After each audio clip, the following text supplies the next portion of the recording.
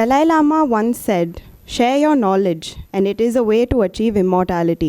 And I think that is why we're all gathered here today on this very fine morning to share our knowledge. Good morning, esteemed dignitaries, distinguished guests, faculty members, researchers, and dear students. It is indeed an honor and privilege to welcome all of you to the National Conference on Legal Regime of Genetic Resources and Traditional Knowledge in India.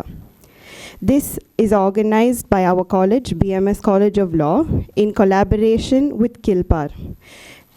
The Karnataka Institute for Law and Parliamentary Reform was established in 2005 by the Law Department of Karnataka with the aim of timely adoption of legal and parliamentary reforms. This institution functions as a permanent body for reviewing existing laws and suggesting necessary reforms to ensure that the legal system evolves in tandem with societal progress. And our college, BMS College of Law, established in 1963 under the aegis of BMS Educational Trust, has stood as a pillar of excellence in legal education, producing professionals who contribute significantly to society. And this conference aims to foster meaningful discussions on the legal framework governing genetic resources and traditional knowledge. The knowledge and resources that have been passed down through generations hold immense value not only for scientific and economic development, but also for the preservation of cultural heritage. And today, as we all gather to deliberate on the legal intricacies surrounding these critical topics, we look forward to engaging in meaningful discussions and insightful perspectives that can contribute to shaping policies and practices in this field. To mark the auspicious beginning of this national conference, let us invoke the blessings of the Almighty with an invocation song. I call upon Priyanka Bhatt for singing the invocation song, and I would further request our esteemed dignitaries to light the lamp while the song is sung.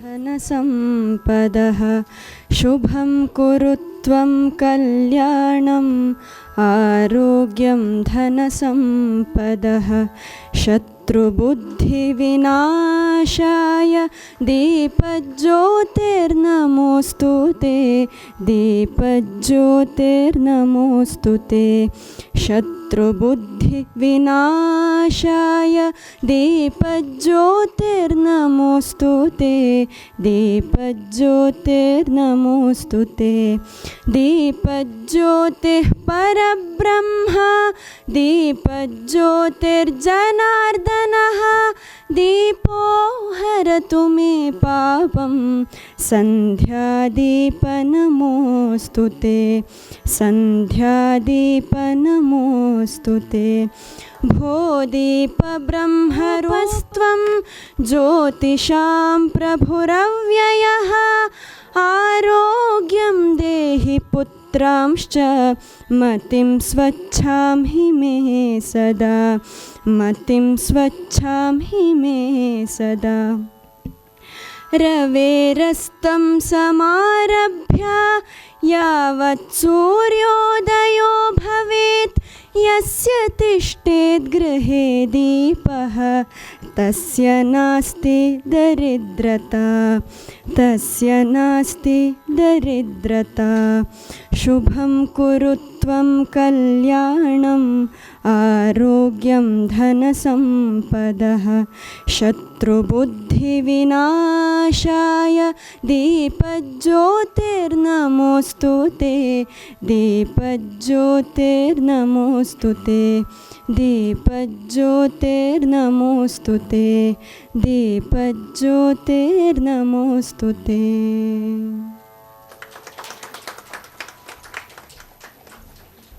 Thank you, Priyanka. And thank you, esteemed dignitaries. With the light of knowledge guiding us, we now officially commence the National Conference on Legal Regime of Genetic Resources and Traditional Knowledge in India.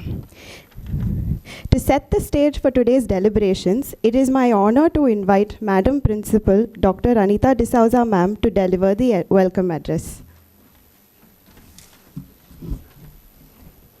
Good morning and warm welcome to one and all present here.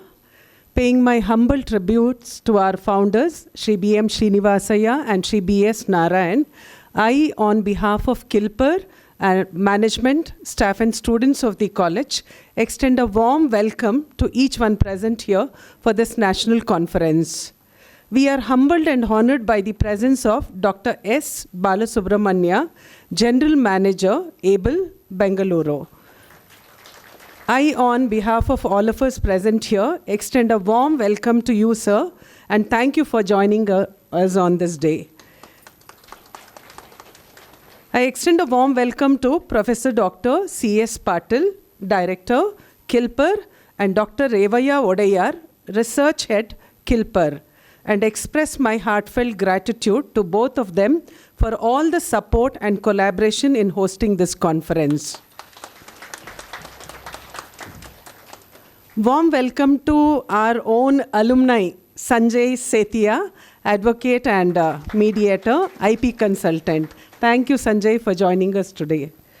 Warm welcome to Dr. Nalini, Dr. Pratibha Singh, faculty coordinators, all the participants from various law colleges, directors, my esteemed colleagues, student coordinators, volunteers, admin staff, and everyone present here. I thank each one of you for honoring us with your presence. Wishing you all a pleasant participation in the conference. Thank you. We have with us Dr. Balasubramanya, General Manager, ABLE, Bangalore, as our chief guest. And I call upon Smriti to introduce our chief guest for today. A very good morning to one and all present here. It's an absolute honor to introduce our esteemed chief guest today, Dr. S. Balasubramanya, a distinguished leader in the field of biotechnology and plant sciences. Dr. Balasubramanya currently serves as the General Manager of Association of Biotechnology-Led Enterprises, ABLE, a premium Plan India organization that represents and advances the Indian biotechnology sector. He holds a doctorate in botany from Bangalore University, and his expertise spans across medicinal plants, plant biotechnology, and sustainable agricultural practices.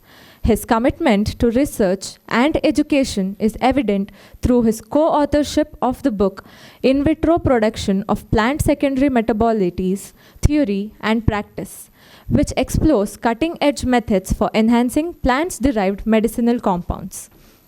He has a long and illustrious career for nearly 3 decades of experience in biotechnology and plant research.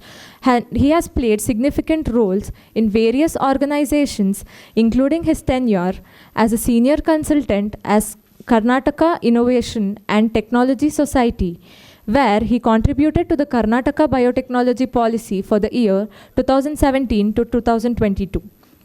Additionally, he has worked extensively in research, herbal technologies, and sourcing medicinal plants, holding key positions at Rishi Herbal Technologies Private Limited, Sami Labs Limited, and Padma Shri Institute of Management and Sciences. Beyond his professional roles, Dr. Balasubramanya has been a key figure in biotechnology policy discussions and global events such as Global Bio India Conference. His contributions have helped shape regional biotech initiatives and drive industry advancement. With his vast experience and deep insights, we are truly privileged to have him with us today. Now, I request our principal ma'am to felicitate sir.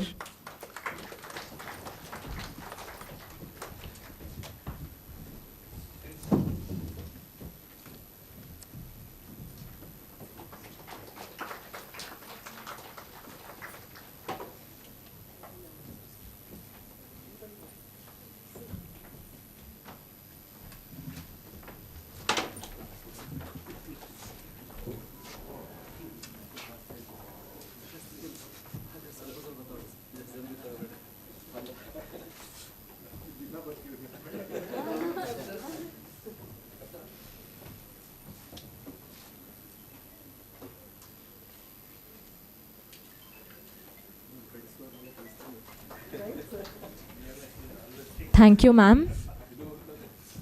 Now, I request Dr. S. Balasubramanya sir to address the gathering.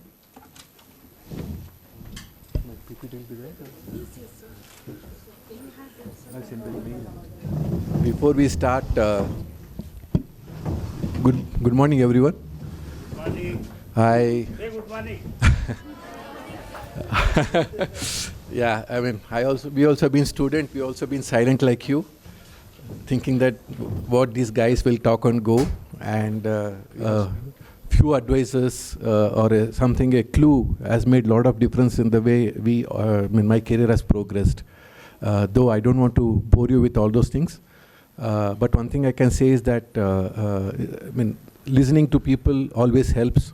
Good listener always makes a lot of progress. So with this, first of all, I thank the organizers for inviting to this August gathering and the function. I'm privileged to be here. I know it is a very wrong forum for me to be present because we are more from technology background, not from law. But we deal with that day in, day out in one form or the other because we also need to do transactions. We need to have business we have to do. So we do come across many of your colleagues and your seniors who advise us as in various manner. So with this little background of my, I know the background what they gave is a typical one for somebody who has put some 25-30 years of experience. You definitely will have something to write about. Don't worry about all those things. What you have to worry basically is that what is there for the future for you, how you need to go across. So what we are trying to do basically is that as an association, we work basically on trying to see how our segment grows with the help of government and other organization. So what I'm going to present you is, I'm not a great expert in what you call either patent law or in terms of the other IPRs that is involved.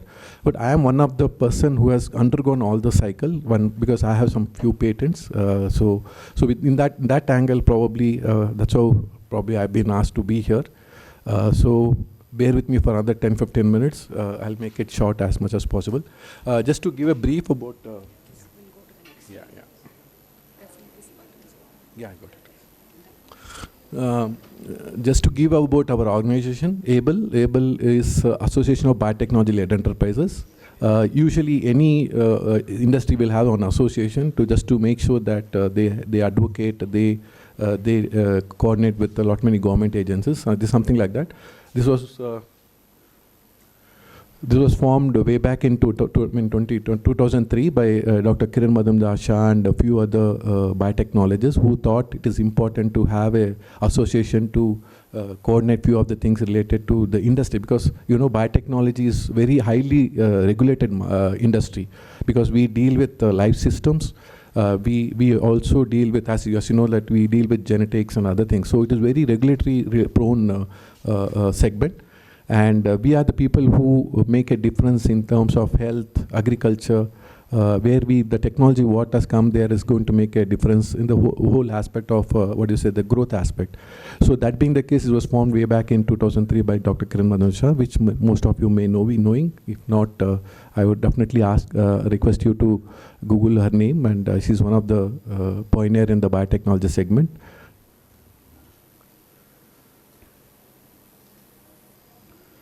Just to give a brief about each one, the industry is big, but ours is biotechnology industry is not that big enough to get you the news and other things which you regularly get. Probably IT you will get regularly, then probably automobile you will get regularly. Probably you will get banking. All those segments are very big, but compared to that, biotechnology segment is not that big a sector.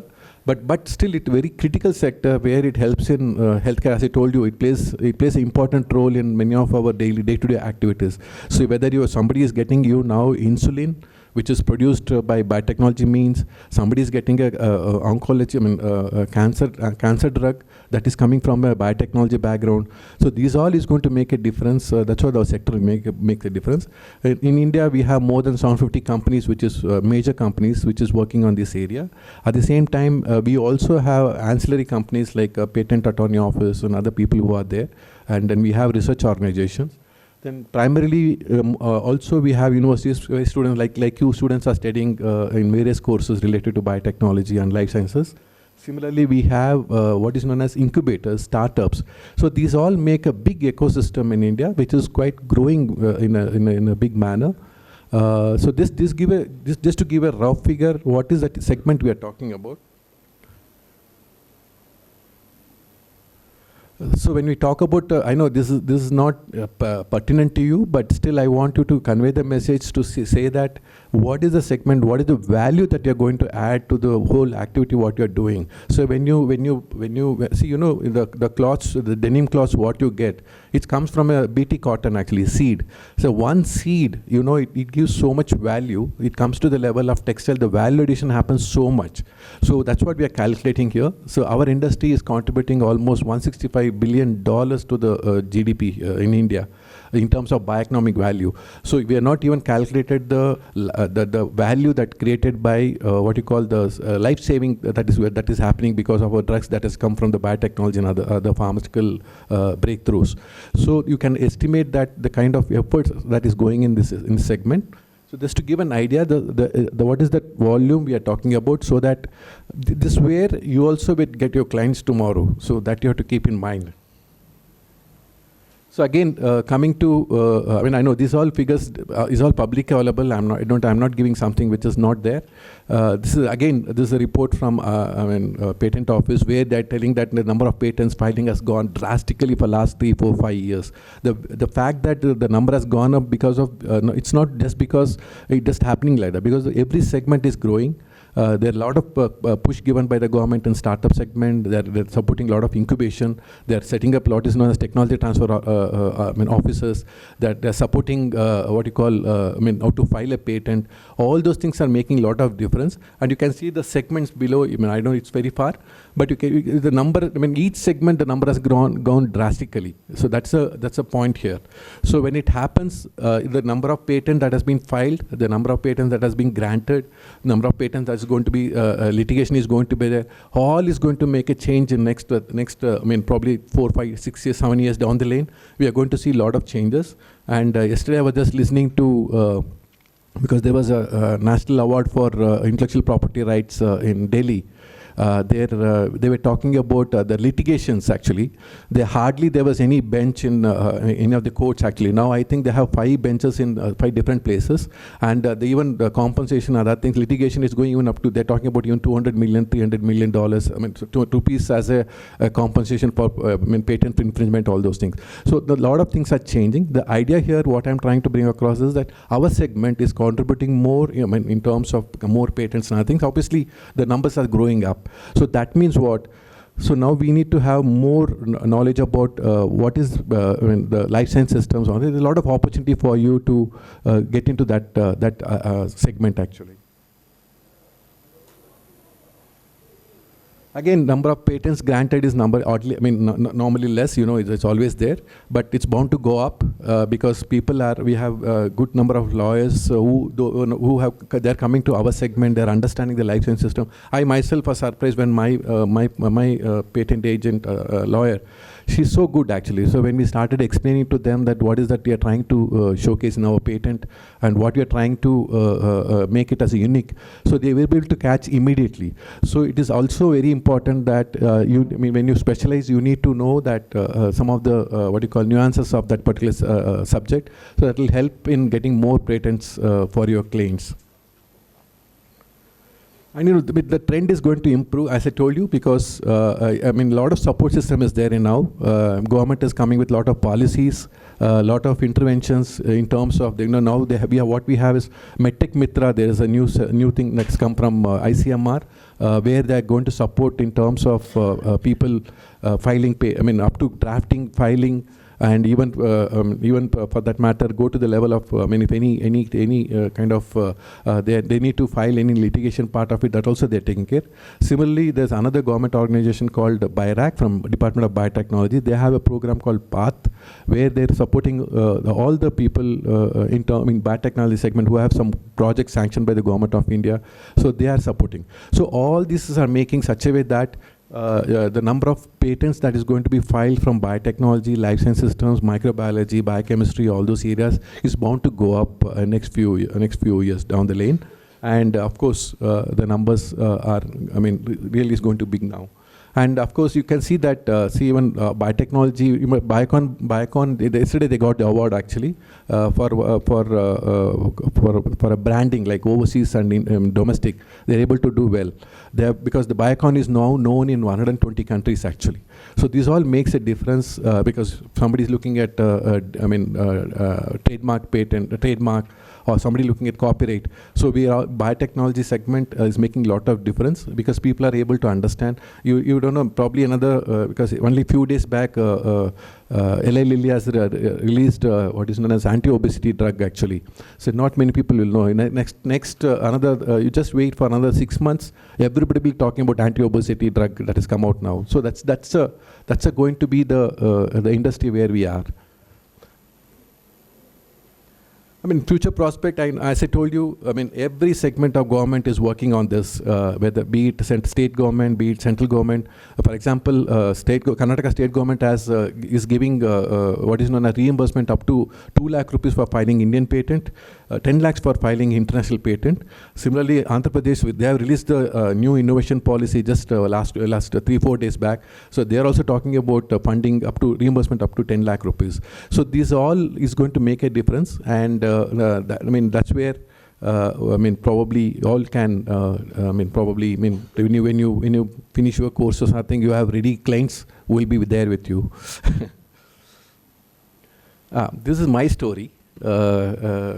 Actually, after my, you heard so many names while they introduced me to you. After my initial working in one of the company, then I started my own company, actually, Rishi Herbal Technologies. So then we had some good ideas. See, I'm talking about in 2000, 2002, 2003, when system is not that much ready, actually. So, everything you have to struggle. Now also we struggle, that's a different matter. But that time it was much more tougher. And we don't know what to do. There's no specific patent lawyer, all those things we know. So then, luckily, my son's classmate father was a patent lawyer. He is still working in a company, but he was about to leave the job and start his own firm. So he helped us. Actually, he is basically an electronics engineer, and we requested him, and he filed. He drafted everything he did. So later on, we came to know that certain things could have been done much better. Okay, so now. I don't blame him actually, because that's how it happened actually. So that made a lot of difference. So then secondly, that's a struggle we do even today. That's where government has come out with identifying patent agency, empaneling, all those things are there. Now that's where technology transfer offices are there, where people are helping them from the such side on. Everything is happening now. But that point of time it was not there. But you can see the dates, I don't know, it's too far. See, we filed in 2003 actually. Till 2012, nothing happened actually. So even though we have paid the fees, even though we have paid, we asked for the expedited, application part of it, still nothing happened. Because there's we have used one chemical, there's one mineral was there, chromium. Because of that, because it has one anti-radioactive properties. Because of that, it was referred to the BARC actually, Atomic Energy Department. We don't even know who is going to deal with that. So we were just waiting that something is going to happen, nothing happened. Finally, then I took little courage and sent a mail to the CG of the patent office. Then immediately within 1 week, we were able to get a note that no, they cleared saying that no, there's no problem in the chromium other things, and they started working on the giving the patent part of it. So this is what is going to happen. This is our experience of what we do when we deal with the patent. So similarly, you can see most of the patent what you have filed earlier, it used to take 7 years, 8 years, 10 years. But now there's a lot of changes that happened. And yesterday we heard they're even talking about, I think some of the trademark other thing is taking a lot of time nowadays. So they're making sure that that also gets sanctioned faster. So these are the changes happening. At the same time, you can see US, we had filed a US patent also. We never had any problem. So it was so, everything was coming in a black and white. We used to get mails properly. We used to get a response to that. So all this thing was happening there. somehow, we felt the patent system that time was not good, but now a lot of things have changed, and we are also in regular touch with a lot many departments for that, to see that the startups and other people who are working on this, who want to file a patent, they all get the benefited by the system here. As I told you, now a lot of things have changed. This is my experience that I just want to share with you.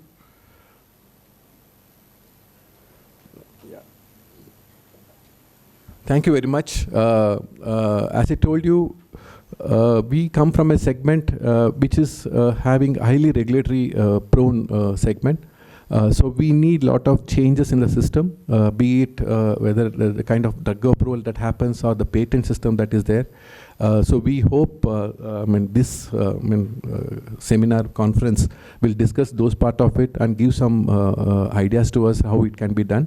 At the same time, we are also closely working with the biodiversity board in Chennai. Wherein we have a lot of issues in terms of both the genetic as well as the biodiversity what we have, and also I'm a part of the committee where we are looking into digital sequencing, how it can be monetized. So all those things, a lot of changes are happening in terms of the data sharing. So these next few, 1 or 2 years or 3 years is going to be a very critical for our segment as well as generally as such. I hope the conference here will discuss all those things, and if we can pass on the recommendation, we will also take it up from our end, and we will see that we'll talk to the concerned officers and see that whether something can be done. Thank you again for giving this opportunity. Very much. Yeah.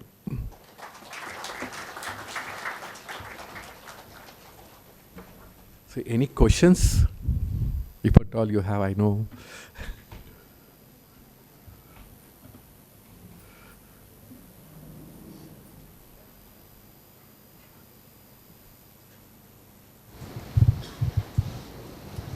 Okay, thank you very much. Thank you, sir, for firstly taking the time and effort to make a presentation and ensuring that it's informative for us. And I truly believe that your perspectives will help us shape our discussions for today. It is an honor to introduce our guest of honor, Dr. C.S. Patil, sir, Director of Kilpar. I would request Anmol to introduce our guest of honor for today.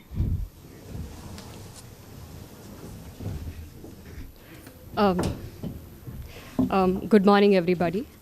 I consider it truly a privilege to introduce our guest of honor for today. Professor Dr. Chidananda Reddy S. Patil, sir, is a distinguished academic in the field of law.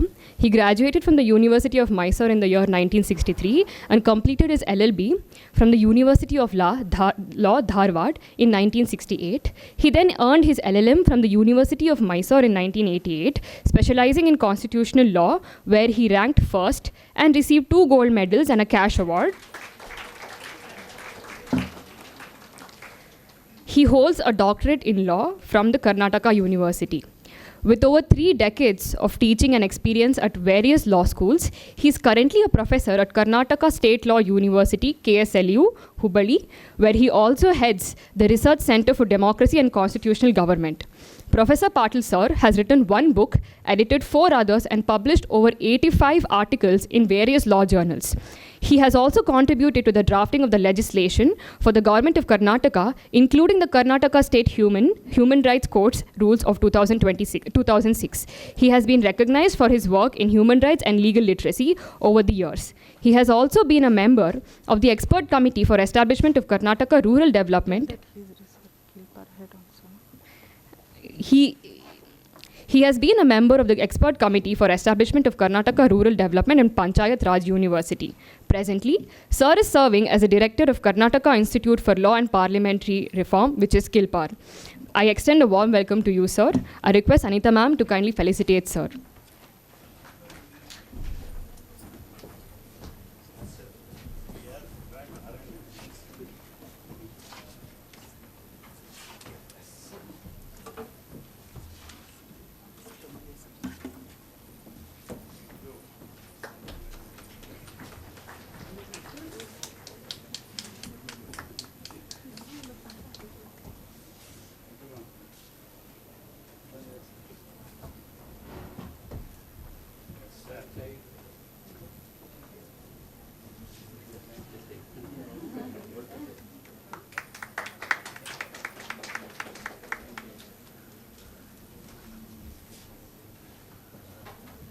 We request Sir to kindly address the gathering. Good morning.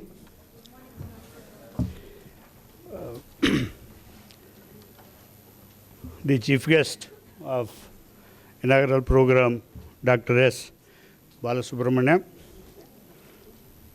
and the resource person, Shri Sanjay H. Setia, Honorable Principal, Dr. Anita D'Souza, my colleague, Dr. Revaya Vadiyar, Dr. Nadina, Dr. Pratibha, and invitees, participants, dear students. It is a process of learning in which we are all involved in. When I was a student of law, intellectual property was not a subject for me. That's how I could easily pass my LLB. And later, this was introduced as a subject. Initially one, and now it is two papers on IPRs.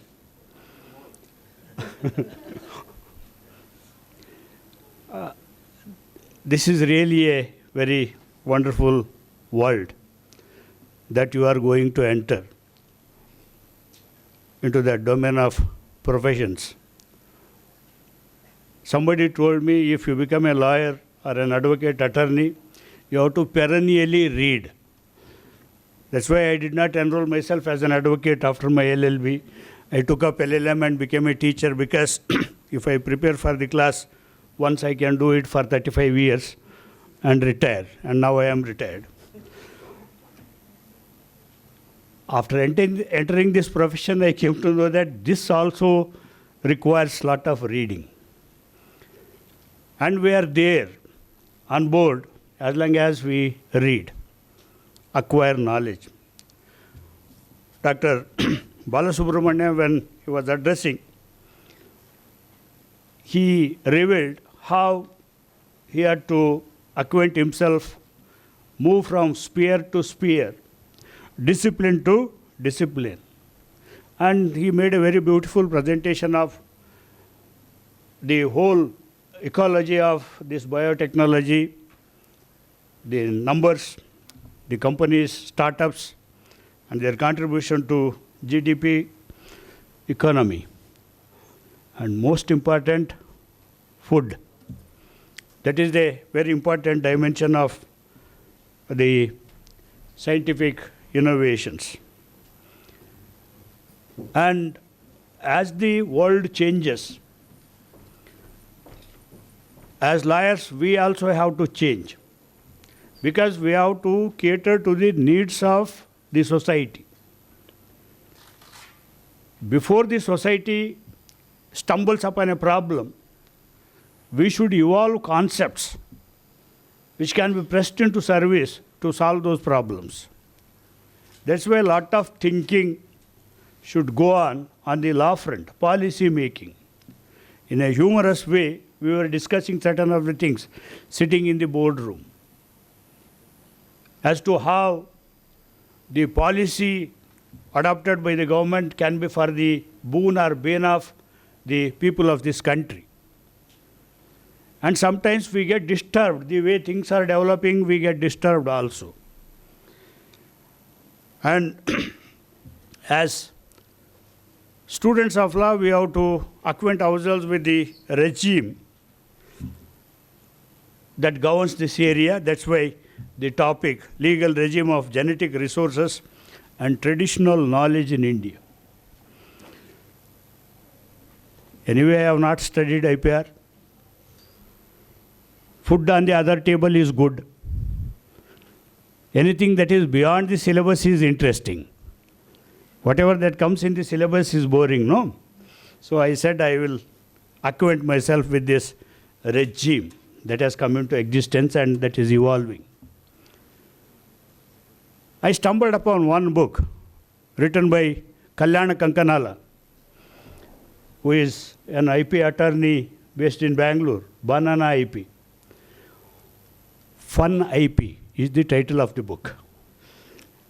Please read it. You will enjoy reading this book, Fun IP. IP for fun. It is a very small book. I got it and I read it. I felt so happy. And there are so many humorous things also. In villages, in the farms, we use a device to put on the mouth of the cattle so that it will not eat the crop. Okay? This is our traditional knowledge, how to protect crops from the cattle. So we put it to the mouth of the cattle and tie it so it cannot go stray and eat the crops.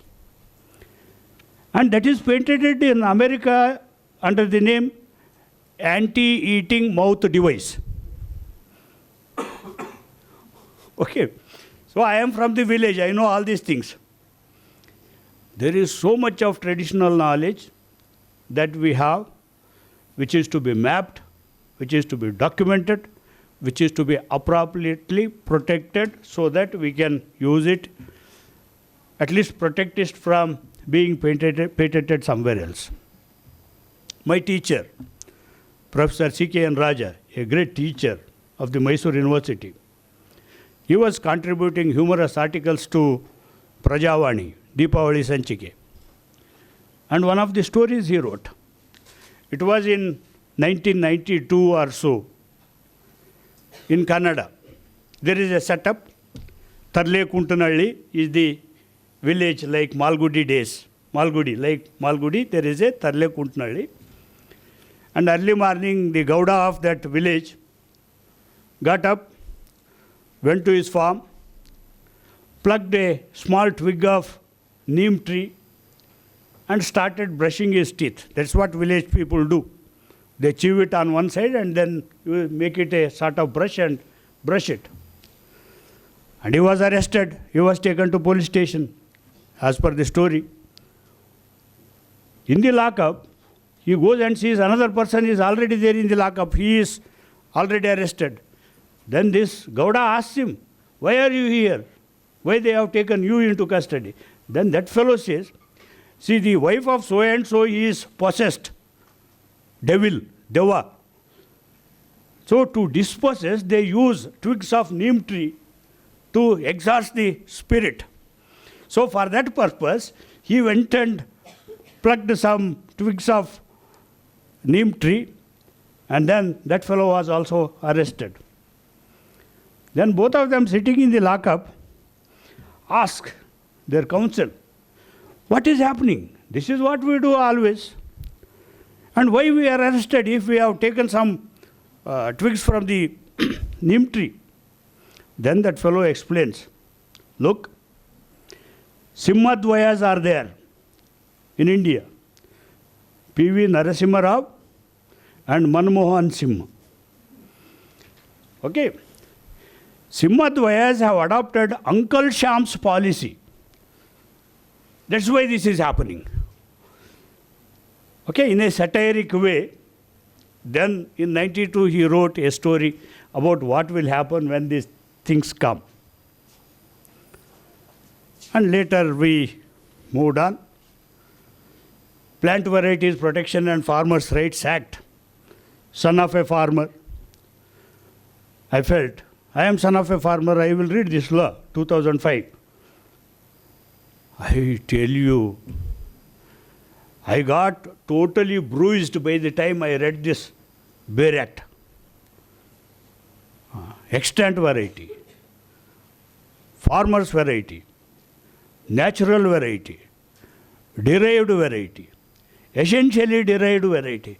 Only definitions. And whenever this term comes anywhere in the statute, you have to understand derived variety in this essentially. And if you read those definitions, you will become like me. Okay? Very, very difficult, and this is the law applicable to farmers. And when the law professor finds it so difficult to marginally appreciate what is there in that law, there is no question of any common man understanding. And we need patent attorneys. We need specialists who will register these varieties, etc. And we talk of so many things. BT cotton, sir referred to. I tell you, I invited a specialist to my college, made all the students to sit in the class. 3 days, sir, we learnt. What is this BT cotton? What happens? I tell you, nature is such a wonderful thing.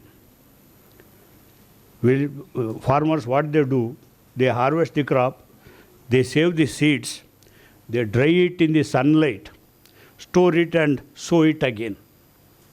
It will germinate, it will yield. Yield is less because that is variety. It is not pest resistant. It is prone to pests and all that. And from there, they made what is known as hybrid. Variety is different, hybrid is different. Hybrid is a sort of designer seed. Okay, you can sow it for only once. And if you save the seeds of that crop and sow it again, there will be genetic scattering. Every time you want to grow a crop, you have to go to that company and buy the seed afresh. Otherwise, your activity will be ruined. There will be perverted characteristics exhibited. Seed business, seed companies. And some disturbing things. Firestone had so many varieties of rubber. United Fruits had so many varieties of fruits, banana. And he is a businessman, and if some other business activity which is more lucrative than this comes, he will migrate to that business. And he will stop manufacturing seeds. What happens to the nation? What happens to our food? Whether you should be compulsorily compelled to manufacture, keep on manufacturing the seeds and supply it to farmers to grow, or whether he will have the option, or can there be any provision for nationalization, or whatever, compulsory licensing, etc., etc. Very, very technical areas. And sometimes we fear where we are heading. Trials will go on. Wherever terminator technology is tried in the field, there are laws. Between this farm, where the trial is going on, there should be a gap of so many meters because there should not be cross-pollination. But no rule is followed. Indiscriminately, anybody is growing anything anywhere. And you had the story of potato of Gujarat. What is coming by way of Lay's chips? That is a particular potato. Only the permitted people have to grow that, and now everyone is going it somewhere. Lot of problem is there, lot of confusion is there, and we have no option as liars. Take this area seriously. Keep on pursuing learning. You see, he displayed some patents, 3. Take a copy of that and read what is there in that. I tell you, if you are completing your IPR paper without reading a patent, if I am teaching IPR law without reading a patent, what I am teaching? Joke.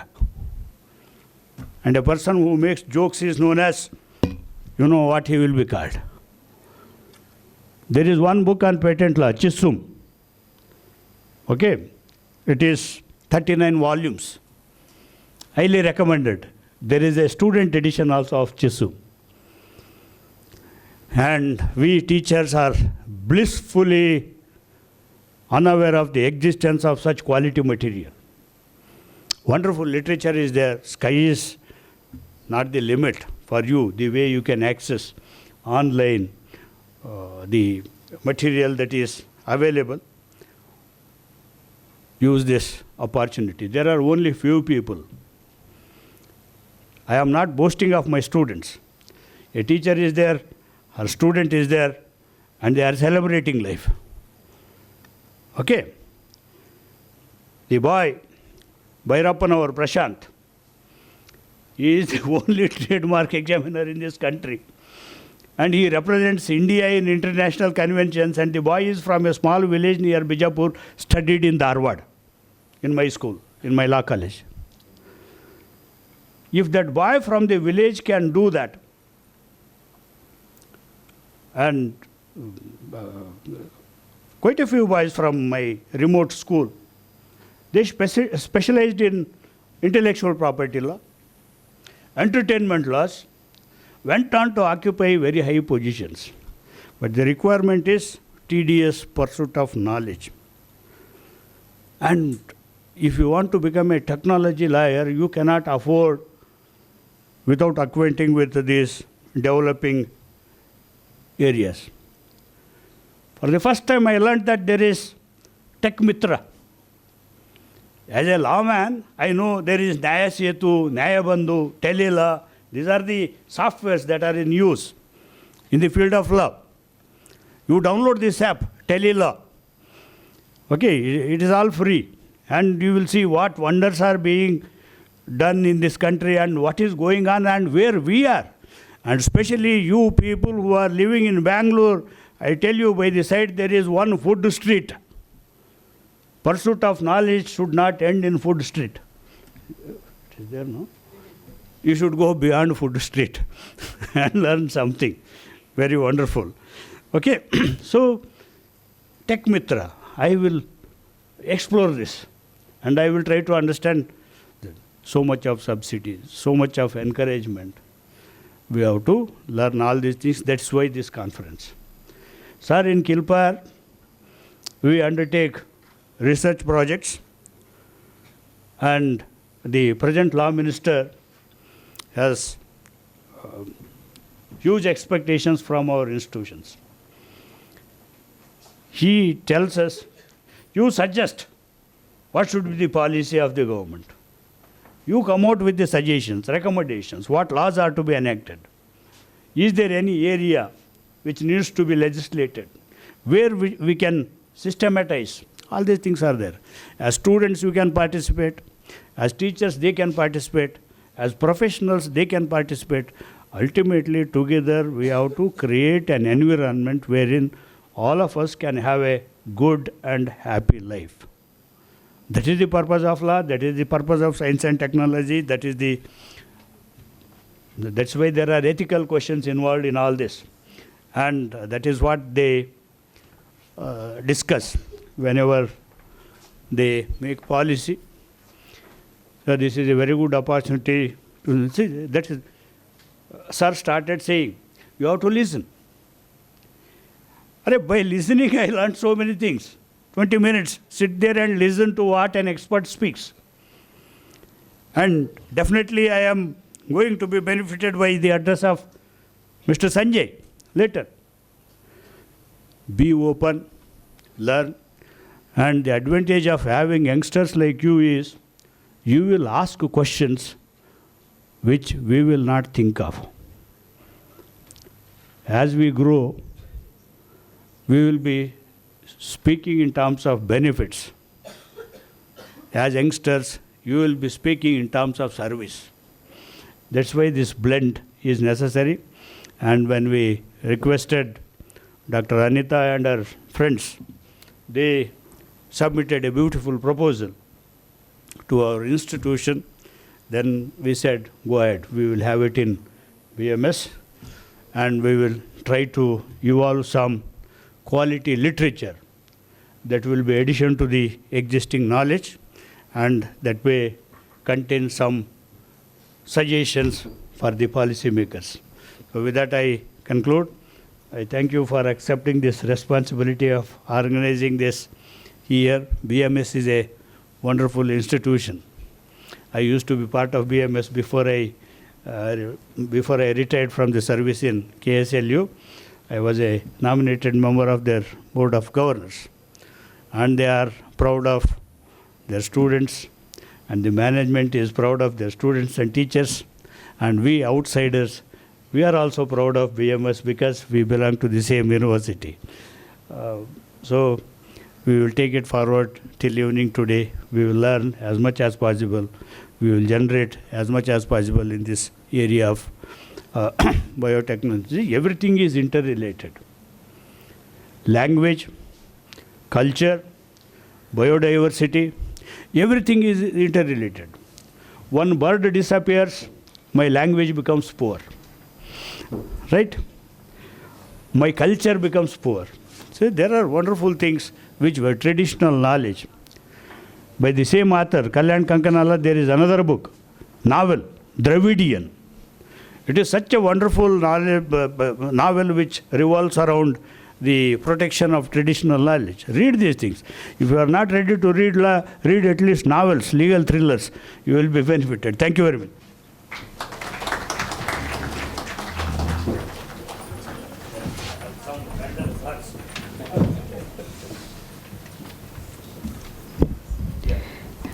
Thank you very much, sir, for your insightful words. Of course, with a touch of humor. A message is best told when it's in the form of a story, and it was truly a delight to listen to you speak.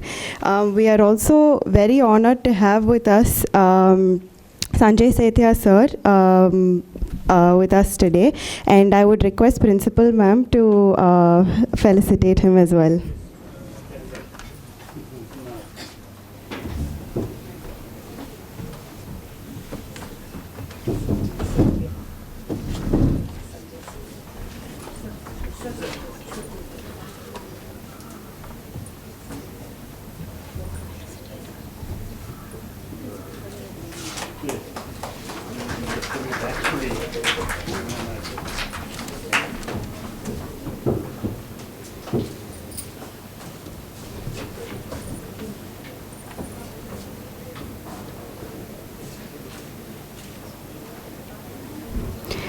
Ma'am, I would further request you to felicitate and deliver the token of gratitude to Revaya Odia, sir, who is the research head of Kilpar.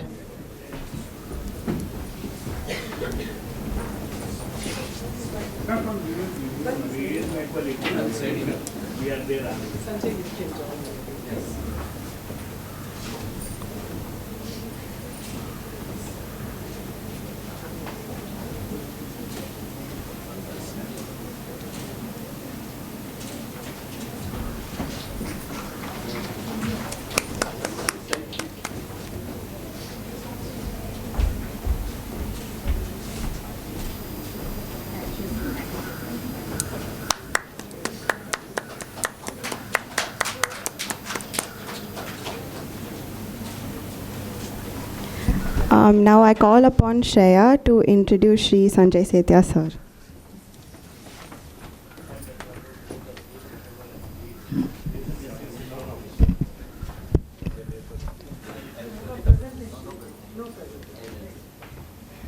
Let me now introduce to you all our resource person for the first technical session, Sri Sanjay H. Sethia, a distinguished legal professional, a dedicated mediator, and an alumni of our college. With a career spanning over a decade, Mr. Sethia has established himself as a leading expert in commercial, intellectual property litigation, arbitration, and real estate advisory. As a managing partner at Law Square Advocates and Solicitors, he has successfully led legal teams across multiple cities. His practice takes him to some of the highest judicial forums in the country, including the Supreme Court of India, the High Courts, NCLT, DRT, and arbitral tribunals. Beyond his exceptional legal acumen, Mr. Sethia is deeply committed to pro bono initiatives and legal education through platforms like JITO, TPF. His contribution to the legal field extends to the scholarly work. He has authored the Handbook on Asset Financing Business and has presented research paper on legal education, need for streamlining in India, which has been featured in esteemed law journals such as the All India Reporter and the Karnataka Law Journal. His dedication to legal excellence and mentorship has earned him respect across the legal fraternity. Today we are glad to have him with us. And please join me in welcoming Sir. With that, I invite you to take over the stage, sir. Good morning, one and all.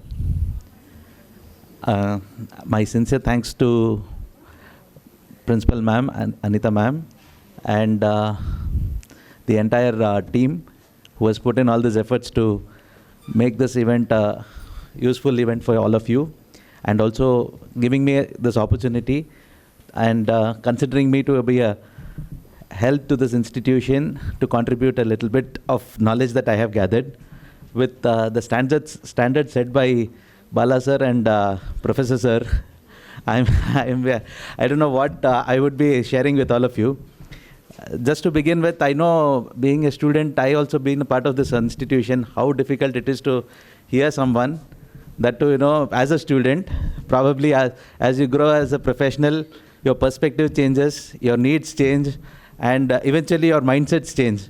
But as a student, always you feel that kab ye niklega bahar, when will he leave us out, so that, we can just go and have fun. But friends, I'll tell you something, probably, this is what something we missed in our college days, that, we did not have someone coming to us, telling us that this is what is there in the market, this is what you should be doing, this is what something you should be learning. And probably if you just pay attention a little and understand what is that we are trying to express, or what is that we are trying to, give you from our experience that we have gathered over the years, probably it will, as Bala sir said, it will change your destiny, and you never know where you will end up.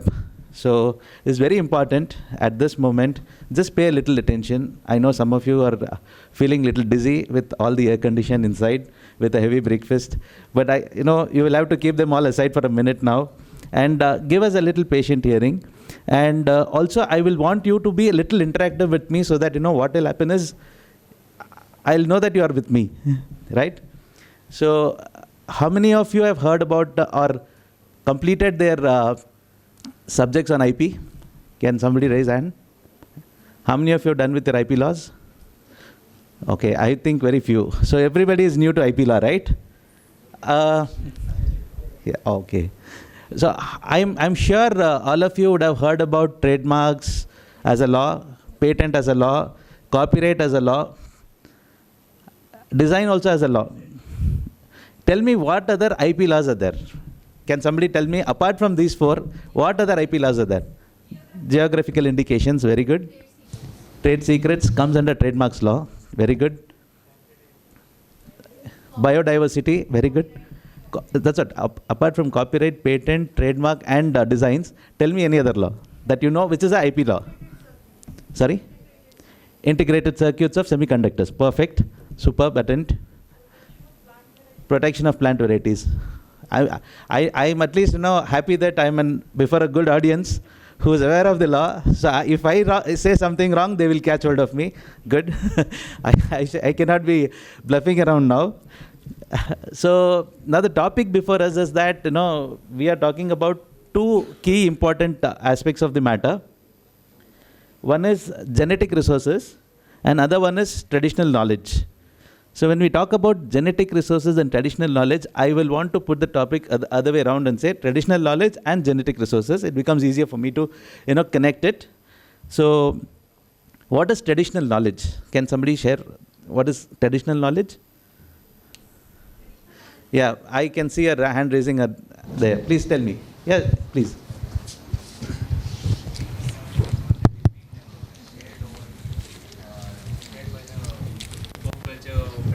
Fantastic.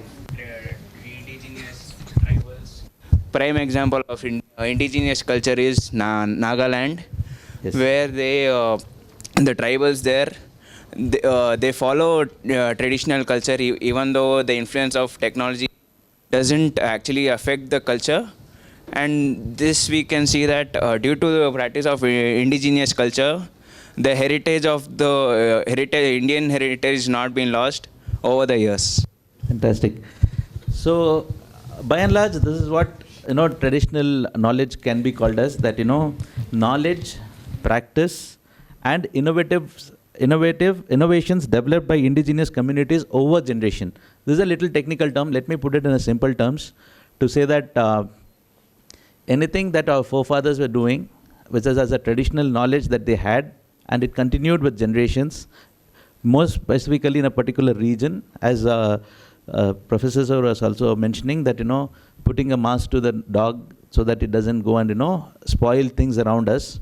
So this is something as a traditional knowledge. There are several such things which are followed as a traditional knowledge. I'm sure people coming from the rural background can connect this way better than anyone, because the customs of having traditional knowledge is more prevalent in the rural India than the urban India, I would say. So this is something called as the traditional knowledge. Now when we talk about traditional knowledge, I will, before getting into the topic, I will also want to give a little insight about how the intellectual property right itself as a law, it works. So if you ask me, there is something called trademarks law, correct? So what is the trademarks law for? Something to do with your brands, your names, your label, your design, or anything to do with something to do with your commercial establishments which has a brand or a value of your trade. So that is something to do with your trademark in a layman's sense. I'm not going too technical because you are all students. I don't want you to get too bookish on this. I just want you to understand the concept. Similarly, an associated law is your copyright law, which has a different, little bit departures from what trademark is, and to say your artistic work, your literary work, or your musical work, or anything to do with all of these items are called as copyright.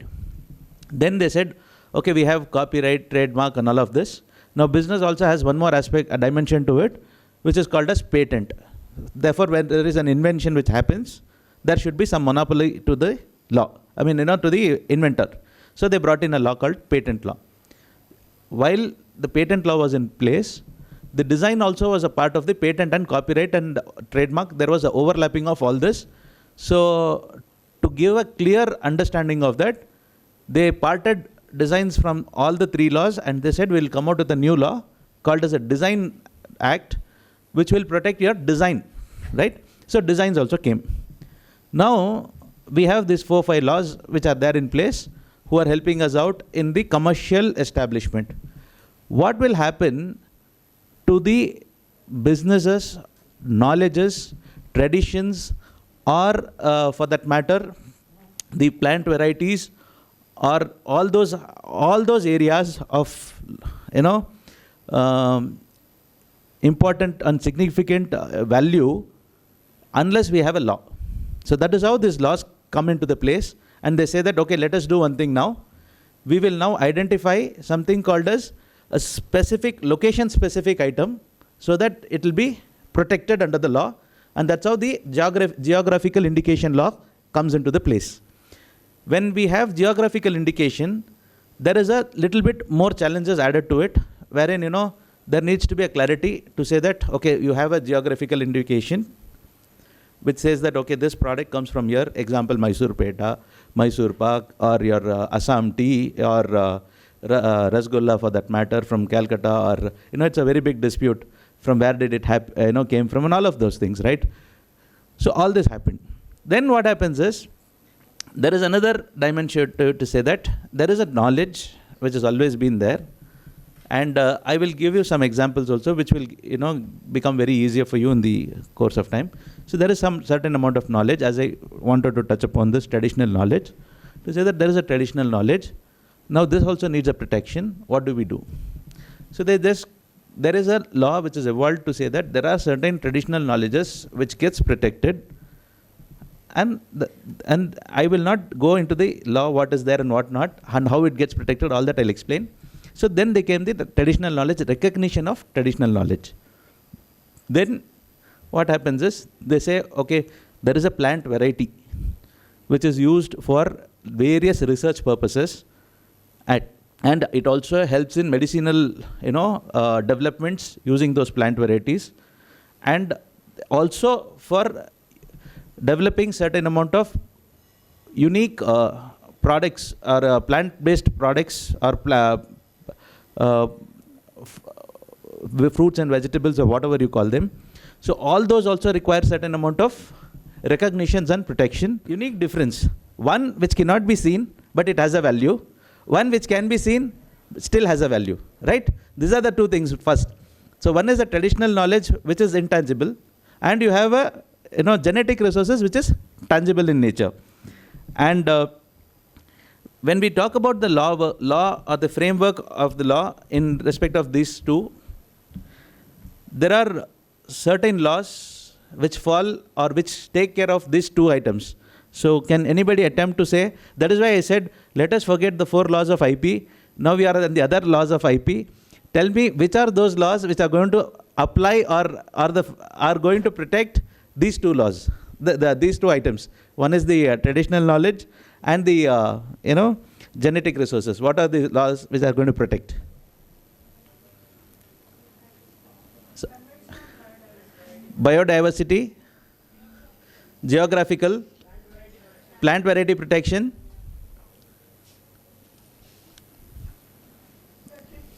trips,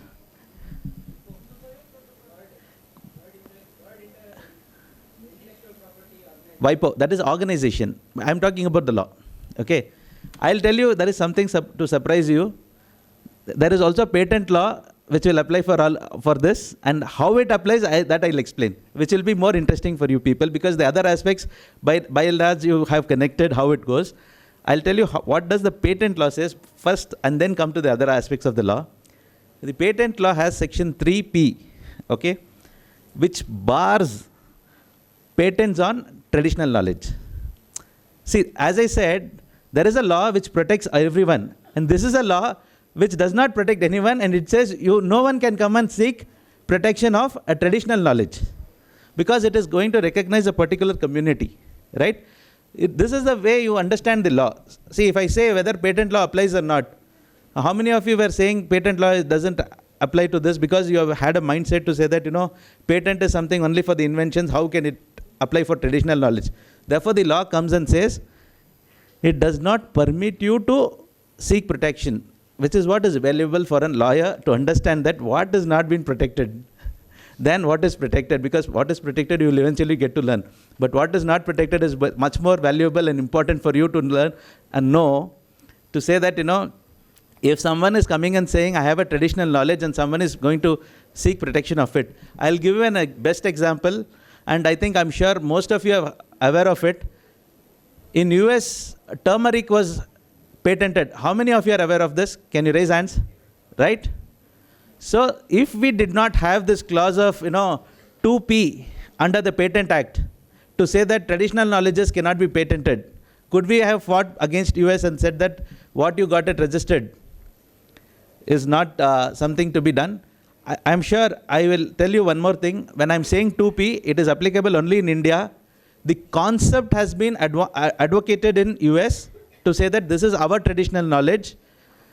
Resources and materials were produced to say that how it is important for us that no country seeks protection of this, because it has been in vogue and it been prevalent in our country from so many years. Therefore, the idea which stemmed is from 2P is what I would say. Though 2P is not applicable in US, but the idea stems out from the patent law. So that is what is very important to understand, that how the law plays a effective role in protecting the traditional knowledge. Similarly, patent law is possible to be applied and given in cases of genetic resources, where a novel invention is derived from a genetic resource. Therefore, the patent law says traditional knowledge, no. Whereas it comes to genetic resources, if a novel adoption is there, then yes, it is possible. If you have a process, if you have a product, if you have an end result which is novel, by adoption of genetic resources, then yes, you get protection. So that is how the law protects the traditional knowledge and the genetic resources. Now, when we come to the Biological Diversity Act, it indirectly, by several mechanisms, protects the traditional knowledge. If you ask me how, let me give you an example. In a place where a particular product or an item or a knowledge has been shared, for which the particular item has to be developed or cultivated or to be grown or to be manufactured or whatever it could be, without that knowledge which was passed through traditions for years together, such things could not have been made or could never be made. Then what happens is, as I said, though the law doesn't directly provide anything for it, what the law says is, when it is called as a tradition, the tradition also goes to an extent to say it needs to be protected by way of a document which permits someone to use the knowledge. Unless the particular community who is holding that knowledge provides you under an agreement, if it is used, then the monopoly of using it or the 2P, depending upon the nature of the case, can be applied and it can be stopped. Therefore, there needs to be a proper agreement in place for using such knowledge, without which the usage of the knowledge is prohibited. Similarly, when we come down to the plant varieties in the Protection Act, right?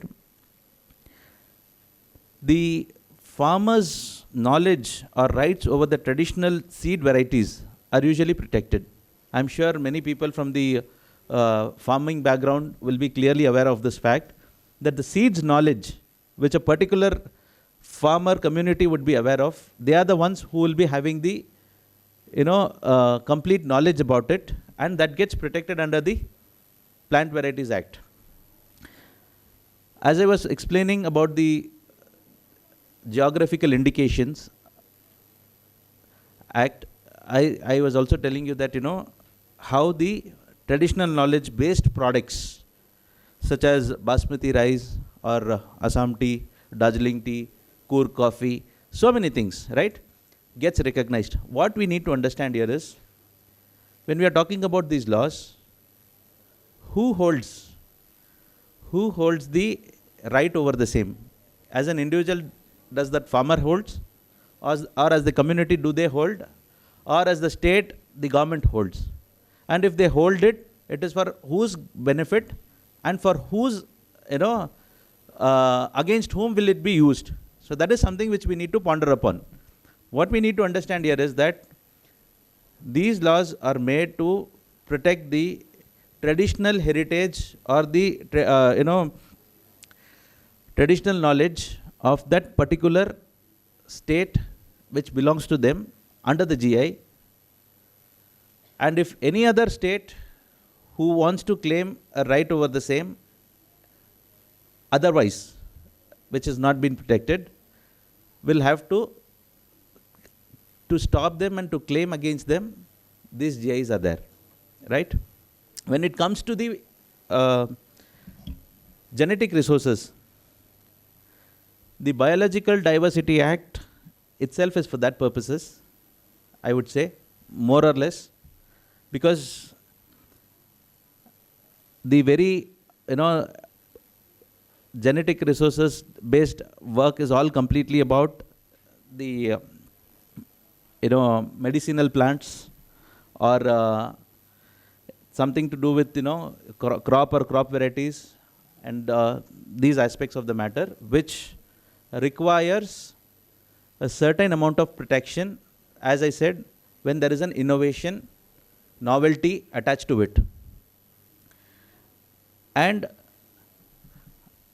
if you ask me whether GI gets applied to this or not, sometimes yes, sometimes no. The reason is, what happens with these varieties are, when there is an innovation which is involved, then there not be any GI. When you take it as an complete as a plant by itself, as I said, Coor coffee, then it goes into GI. But if that coffee has some kind of innovation attached to it, then it may not be a GI. So the laws go up and down depending upon the nature of claim that we make. The law changes. It is very dynamic. That is why I said, if you understand the law, how it is made in several different aspects. We need to clearly understand how the rights are divided and how they fall under. One, at a moment you may fall under GI, at a moment the same thing may fall under the Plant Varieties Act, or it may fall under any other law, right? The law is very dynamic depending upon the nature of rights that we claim. That is why I wanted you to just give an understanding as to say how these things keep on dynamically change. As I was talking about the ownership, right? I want to little bit dwell upon the ownership as well. And I think that would give a complete understanding that now we have understood how the law goes and how the ownership comes. And once the ownership is understood, probably the commercialization and the protection mechanism also becomes easier to understand. So traditional knowledge ownership vests with the community or a collective right. And insofar as the genetic resources are concerned, it is almost always the sovereignty of the state, that the state holds the genetic resources with them. When it comes to the protection aspect or protection mechanism, the traditional knowledge, as I told or as I was explaining, if someone is trying to seek protection of a traditional knowledge, Section 2P of the which act? Patents Act, right? So Patents Act will come into the picture, and immediately what will happen? If anybody is seeking protection of a traditional knowledge, they get barred. So on the other hand, what happens to the genetic resources? It gets protection. Because you have a novelty attached to it, it gets protection. Otherwise, again you fall back on the national sovereignty, that is the state has the rights over the genetic resources. No one can claim monopoly over it. If there is a novelty, then patent is protected, patent is granted and protection is given. When it comes to the commercialization of all these items, because it's very relevant to connect what Bala sir said, that to protect all of this, one needs to know how a commercialization can happen. Unless you know the commercialization of it, how will you protect it? Because as I told you, the nuances of law, how it keeps on dynamically changing from one place to the other, right? So when I say commercialization of a traditional knowledge, what is very important? What is very, very important? Written permission is very important from the particular community of the traditional knowledge owners to exploit it for the commercial purposes. So that is something very important. And when it comes to the genetic resources, which is belonging to the sovereign state, National Biodiversity Authority's approval is equally important if you want to exploit it for the commercial purposes.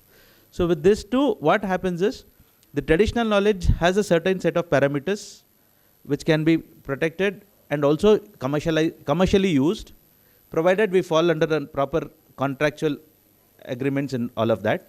Whereas insofar as the genetic resources are concerned, you can have an innovation done and still you can seek a patent of it. At the same time, where there is no innovation, there can again be a permission which can be obtained from the National Board of National Biodiversity Authority Board, and then it can be used. So that's how the law traditionally branches out and brings in so many other laws of IP and makes it as a wholesome to say the laws are divided in such manner and the protections are also divided in such manner, and it can be still commercially used, keeping the fine balance between the rights, recognition and the exploitation. Yeah, I think that's all about the topic. If I go too much into detail now, I'll be losing all of your attention. If you have any questions, please be free to ask me. I'll answer.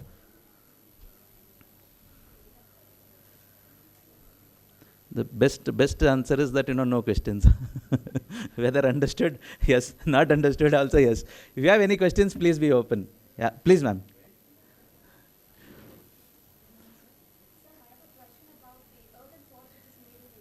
Yes.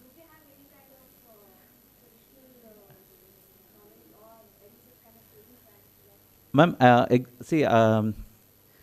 immediately I will not be able to answer about this, but I'll tell you how it stems out. I'll tell you. Earthen pots, what we need to understand here is that whether, in which sense are we seeking about the traditional knowledge?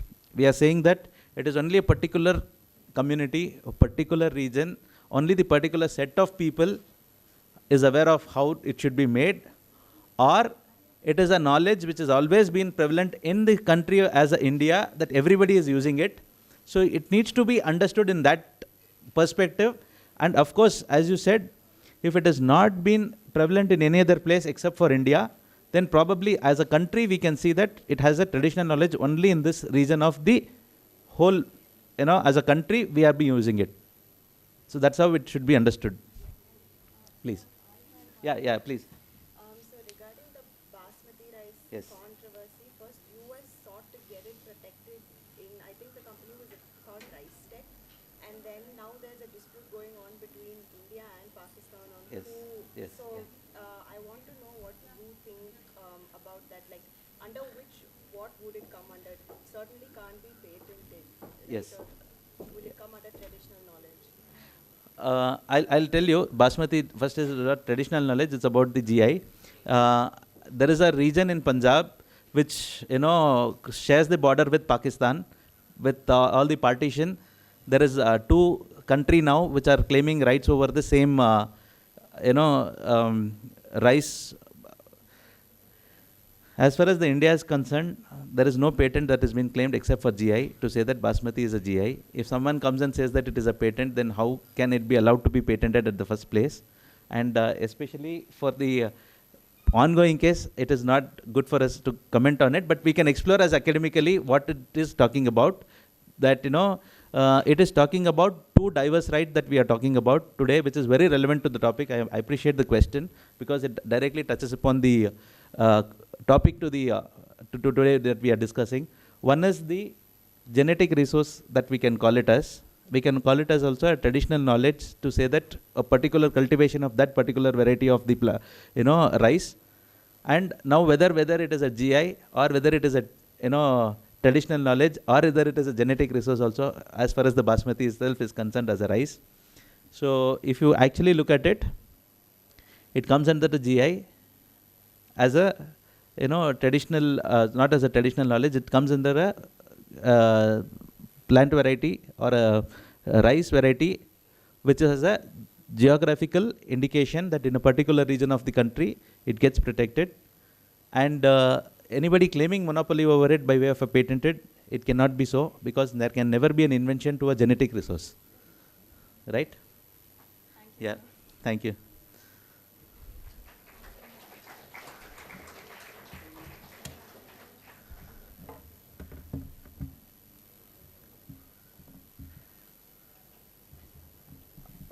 Yeah, please.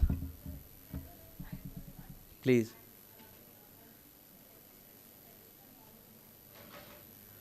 Please.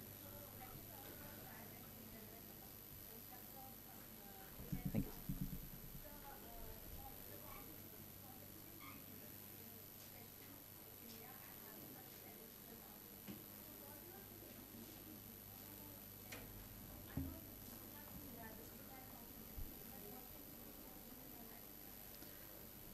With the patent law, right?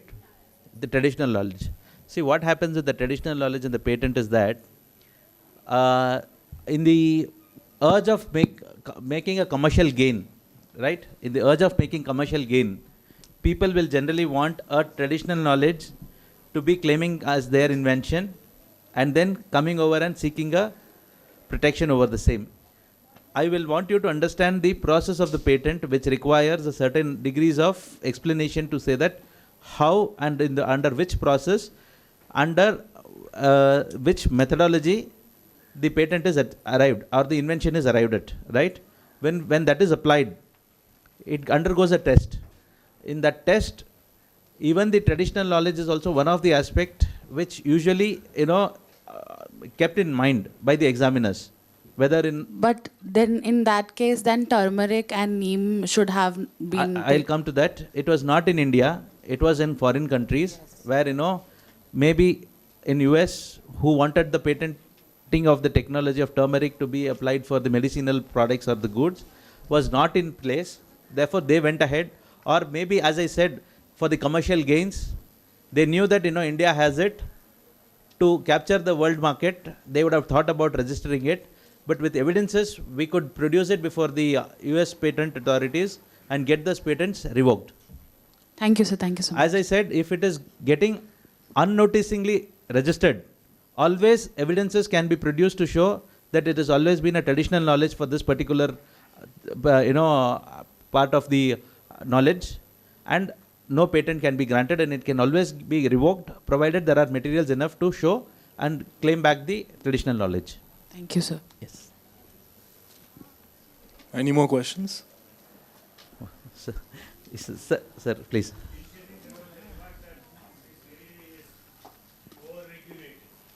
Yes.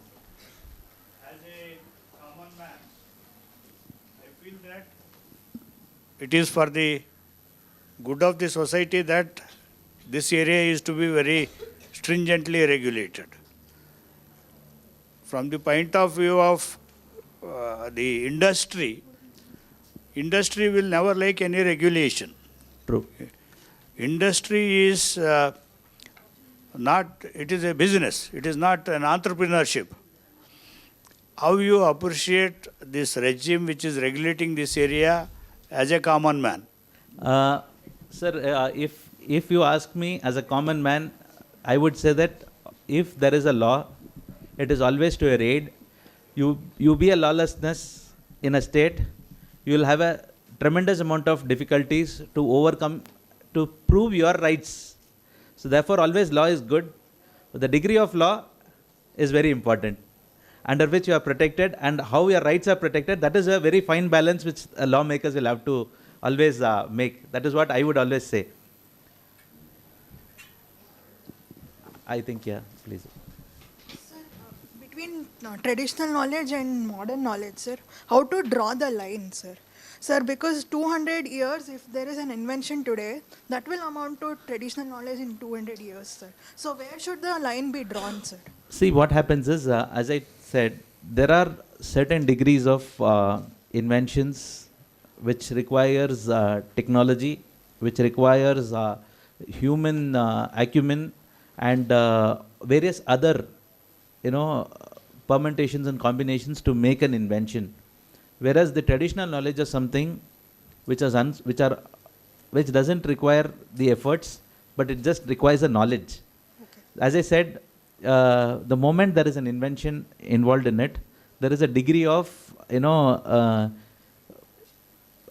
other particles that are added to it, Okay. right? But when it comes to the traditional knowledge, if I say the same thing, 100 others also say the same thing. And when it comes to the patent, which was in prevalence, it be a process oriented. It is not knowledge oriented, right? So that's the difference. One needs to understand that what is process, what is knowledge. As I said, tangible, intangible. Yeah. That is just the small difference.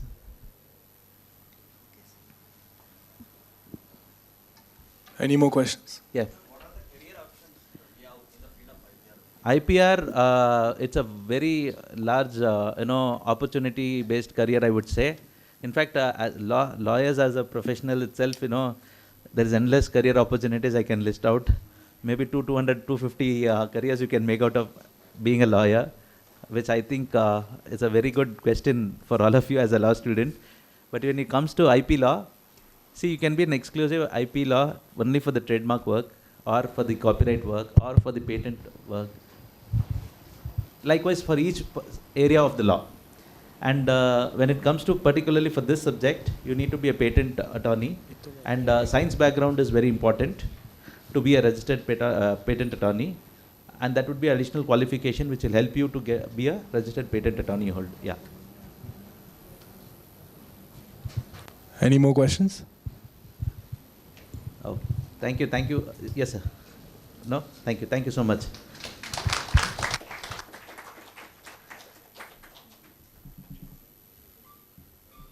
Thank you, sir, for a discussion that was thoroughly engaging, and how there's so much more to intellectual property than just the regular 4 pillars, and also the importance of protection of traditional knowledge and genetic resources as well.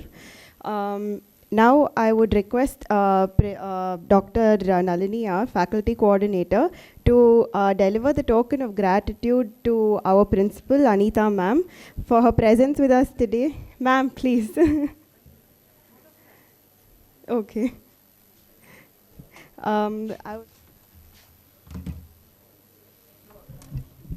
Good morning, one and all. The presence of those who made this one-day national conference successful. On behalf of BMS College of Law, I express my deep gratitude to our chief guest, Dr. S. Balasubramania, General Manager, ABLE Bangalore. Thank you, sir.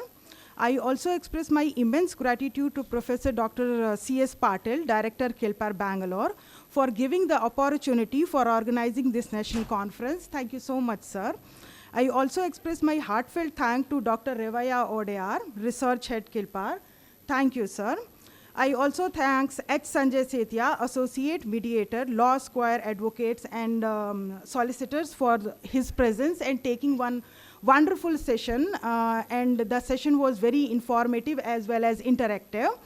I also thank our principal, madam, for her constant support and guidance in organizing this national conference. Thank you, ma'am.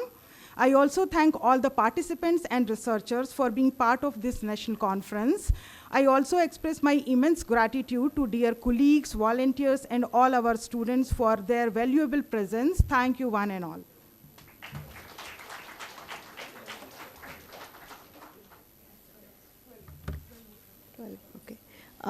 With this, we conclude the inaugural session, and we will move forward to the technical sessions post this, where we'll engage in thought-provoking discussions on legal frameworks. So stay with us for an enriching experience, and we will meet in this auditorium. We'll assemble here after the break at 12 o'clock. So that gives us 20 minutes from now. Yeah, thank you.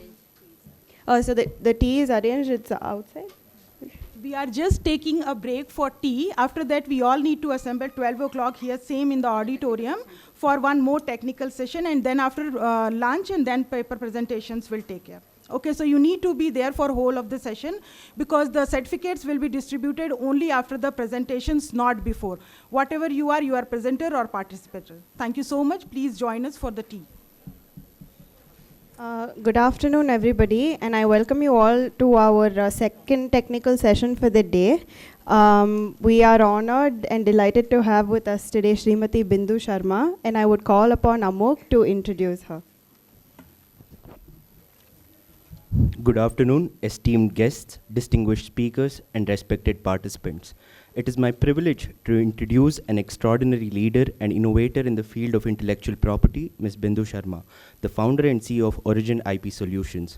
Ms. Sharma is a distinguished postgraduate in microbiology and holds an LLB degree from Bangalore University. She is also a registered patent agent with the Indian Patent Office. With her exceptional expertise and a dedicated team of professionals from various technical domains, Origin IP Solutions has been providing top-notch services in patent analytics, IP audits, drafting and prosecuting patent applications. Her company has also excelled in identifying protectable IP and formulating IP policies for institutions. Under her remarkable leadership and vision, Origin IP Solutions has earned prestigious recognition, including recognition by Niti Aayog Darpan, Government of India, for its exceptional contribution to the field of patents, with Ms. Sharma being commended for her assertiveness, ingenuity, and outstanding leadership. She was listed among the top 100 most powerful women in law by WIPF in both 2016 and 2021. Origin IP Solution was recognized as the Company of the Year 2014 by Patents Silicon India. Additionally, her company was a finalist in the ET Now Leaders of Tomorrow Awards in 2013. Ms. Sharma's contributions extend beyond her corporate achievements. She has been a speaker at over 300 national and international conferences, addressing academic institutions and corporates alike. Her expertise has also been captured in her books and articles, with 3 of her works being preserved in the European Patent Office Library, a testament to her knowledge and impact in the field. Ladies and gentlemen, please join me in welcoming Ms. Bindu Sharma, a visionary in intellectual property, a mentor to many, and an inspiration to all. I request our principal ma'am to felicitate Ms. Bindu Sharma.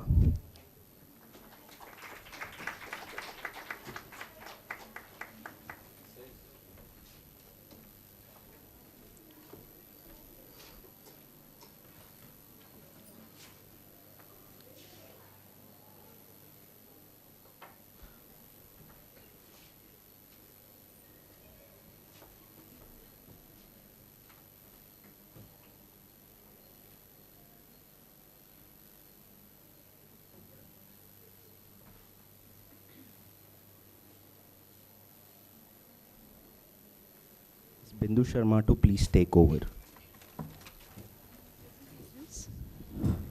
Nice to be here. So all of you from law, all of them law students, okay? Okay, so it's nice to be here in BMS College again. I think it's third time that I've come today. And mostly IP related talks, they mostly revolve around patents, followed by trademark and copyright. Very few people today are talking about traditional knowledge and geographical indication. Okay, so traditional knowledge is a very unique form of intellectual property. Anyone who can tell me what is traditional knowledge, what exactly, or at least you can give me one example, what do you understand by traditional knowledge?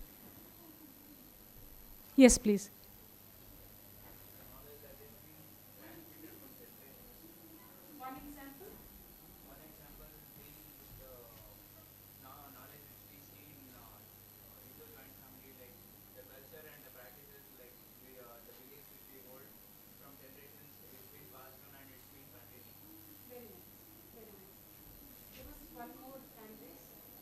One more person. Yes, please.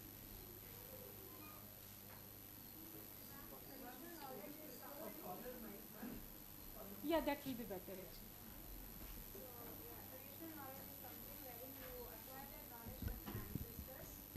actually. Okay.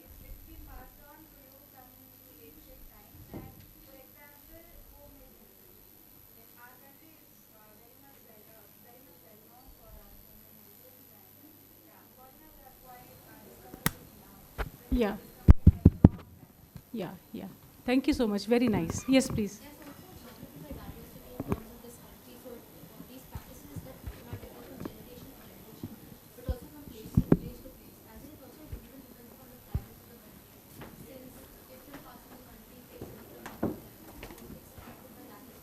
Absolutely right. And folk songs and folk dances, they are also traditional knowledge, method of making carpets, Jammu and Kashmir. So any methodology also is, called as traditional knowledge. And, the biggest challenge in case of traditional knowledge is how to protect it.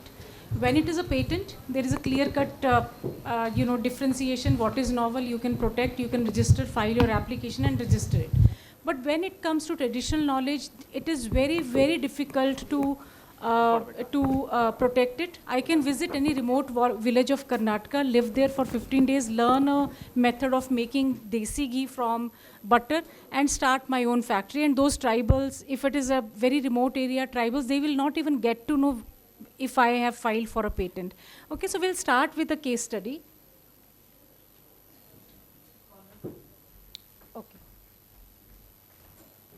Very famous case studies, and I'm sure you would have heard about it. Basmati rice. Story of basmati rice. So basmati rice, where it is grown. It is grown mostly in India and Pakistan. And it is a traditional knowledge. Why it is a traditional knowledge? Method of, growing rice. And then the right temperature, right pH of the soil, and, the kind of water which is used to grow rice. It gives unique flavor, aroma, and the typical uniqueness of long grain to basmati. Basmati is a variety of long, slender, grained aromatic rice which originates from Indian subcontinent, mainly regions of Punjab, Haryana, Sindh, and many other states in India and Pakistan. Now, there is a company in the US, they filed a patent application to protect that long grain. There is a company called in Texas called as Rice Tech. So Rice Tech filed a patent application for basmati rice, and they called basmati as, so brand name of that rice was Texmati. Okay, Texas where the company, and basmati word they have taken from basmati. Now, what happened to this application? So Rice Tech, they had various claims in a patent application. So as you know that in a patent application, you can claim rights on what you want. If you want rights, if you want to claim rights on long grain, you will get that. But if you don't claim rights on aroma, then you will not get rights on aroma. So in patent application, in the claim section, you have to clearly mention what you intend to claim. So Rice Tech's claim for its invention adversely affected Pakistani and Indian basmati rice production and exported. And the worst part is, if Rice Tech has a patent on basmati, they can prevent anyone selling basmati in the US or wherever they have patent rights. First, they have exclusivity to, they can prevent anyone else in the market from India, Pakistan, whichever country, to sell or import the product in the territory of US. So Rice Tech, when they filed for a patent, they could prevent actually everyone else from selling or importing the product in the territory of India. Now, potential loss of basmati export earning is an appropriate index of impact of livelihood of Pakistani and Indian farmers. Now, when a patent application is filed, typically the process is, if I file application in US Patent Office, examiner will check whether it's novel or not. Okay? If it is not novel, patent will not be granted. Now, in case of Rice Tech, the examiner found it to be novel. So how did examiner miss that it is a basmati? What are your thoughts? How come this patent was granted? There was, but basmati we had enough documentation. Yes, you were saying.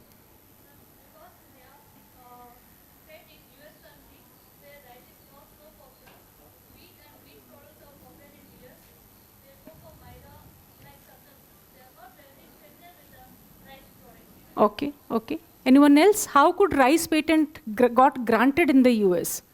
Not just rice, there are a lot of patents on turmeric, neem, and all that stuff.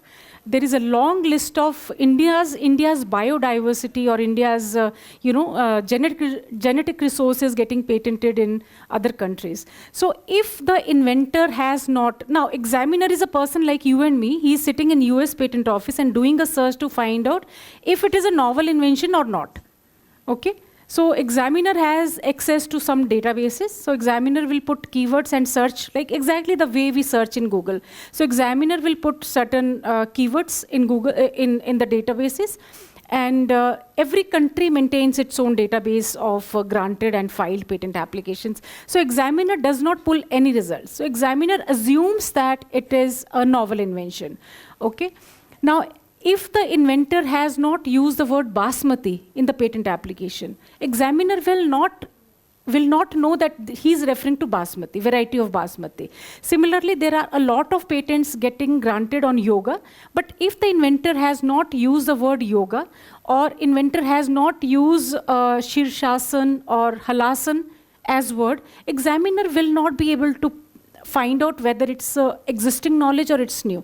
So in this case, exactly this thing happened. There was no mention of the word basmati in the patent application, and that's how the examiner thought it is a novel, and it got granted.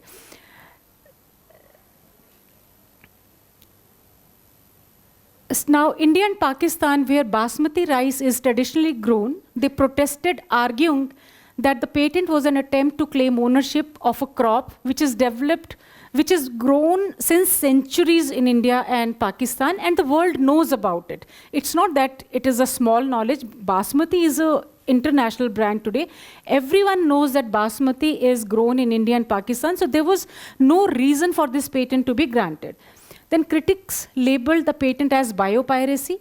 Biopiracy, like cyber piracy, you hear a lot of piracy of software happen, but biopiracy is when you steal genetic resource from one country and without acknowledging the owner, or without acknowledging or without sharing the benefit with the community, you claim that in your name.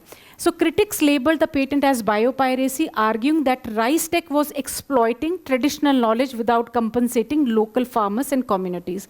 See, when it is a piracy of software, why piracy is discouraged? Because owner should get some compensation, right? You have to pay license fees to the owner. So in case of biopiracy, you have to give compensation to the community who has developed that particular knowledge.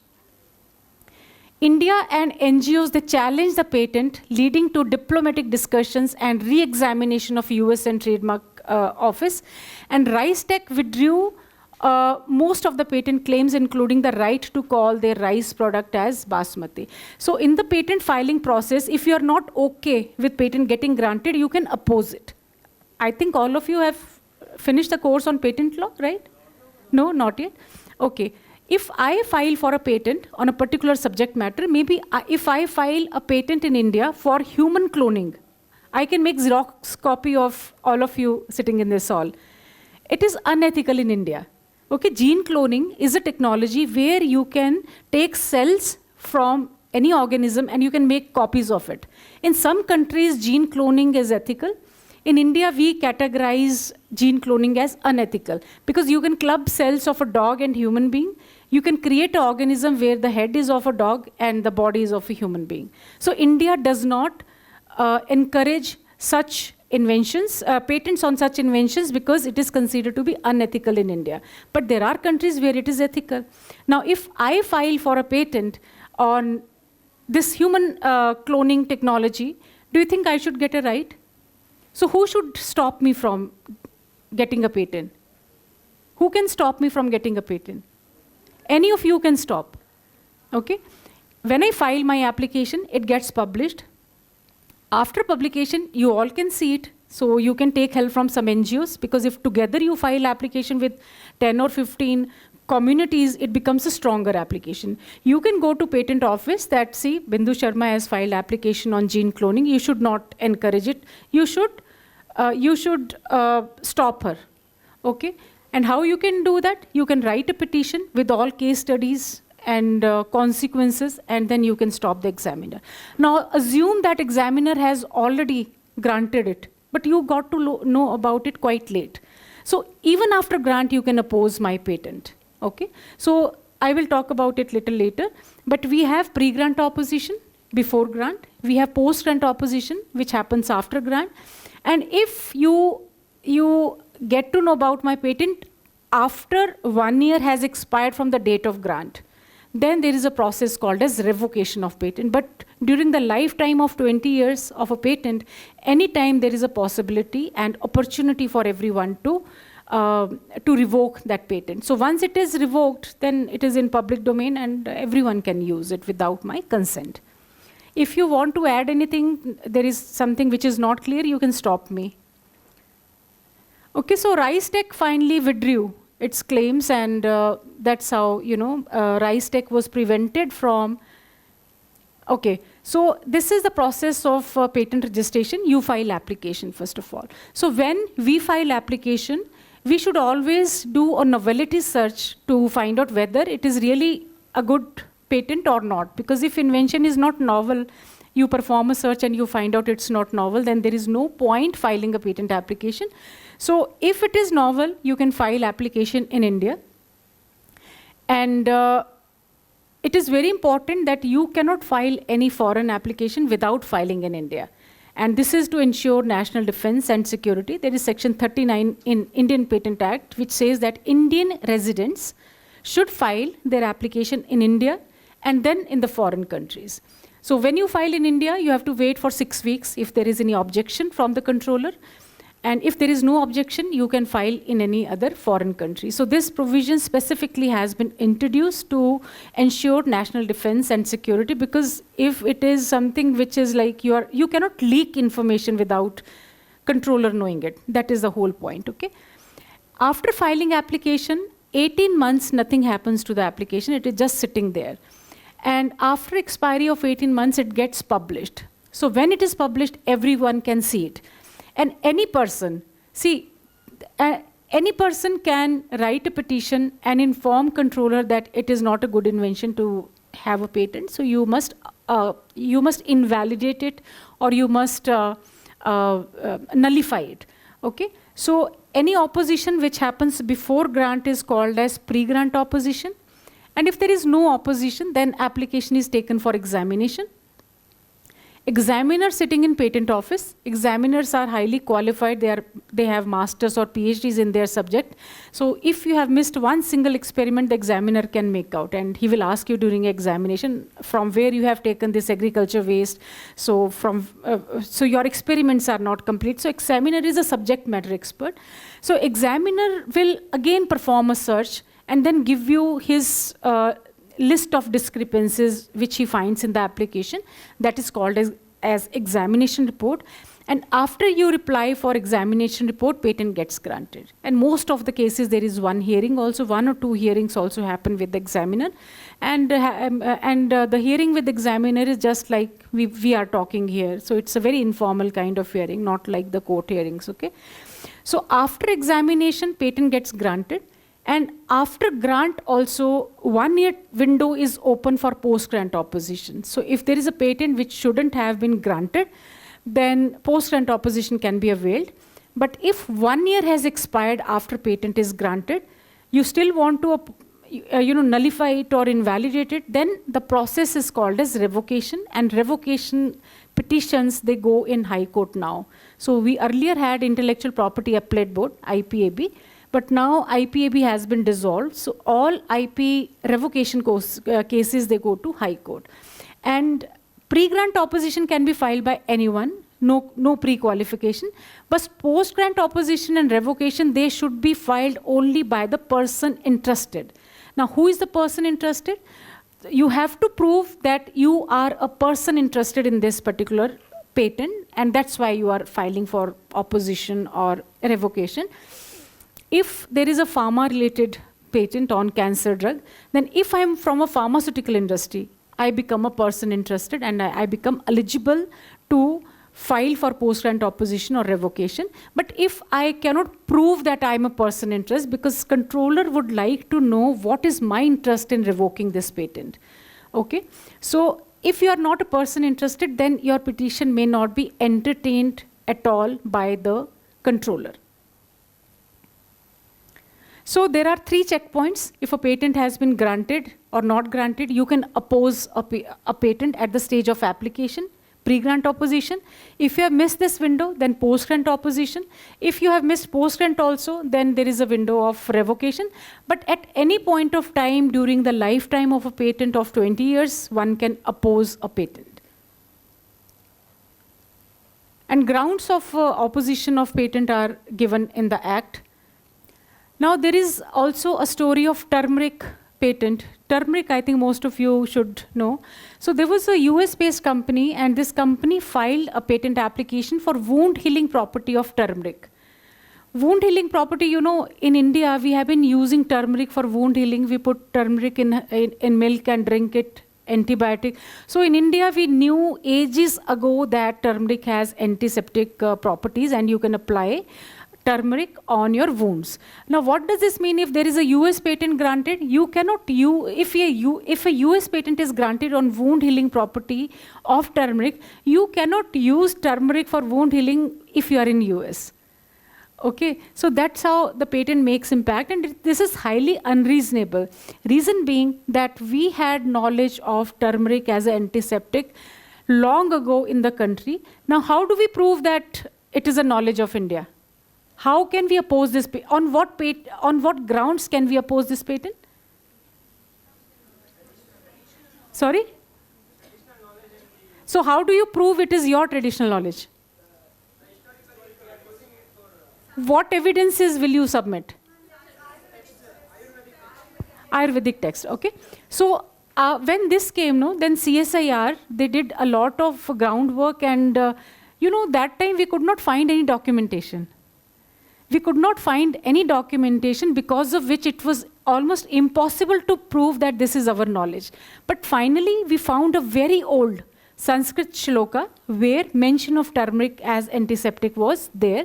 We took that translated copy. See, in the countries like US and even India, if there is any document which is non-English, you have to submit the translation of it. India accepts patent applications in both Hindi and English, but US accepts English. So then CSIR, they found one shloka where mention of turmeric was there as antiseptic. We took that document along with the translation to US Patent Office, and that's how this turmeric patent was revoked. It was revoked.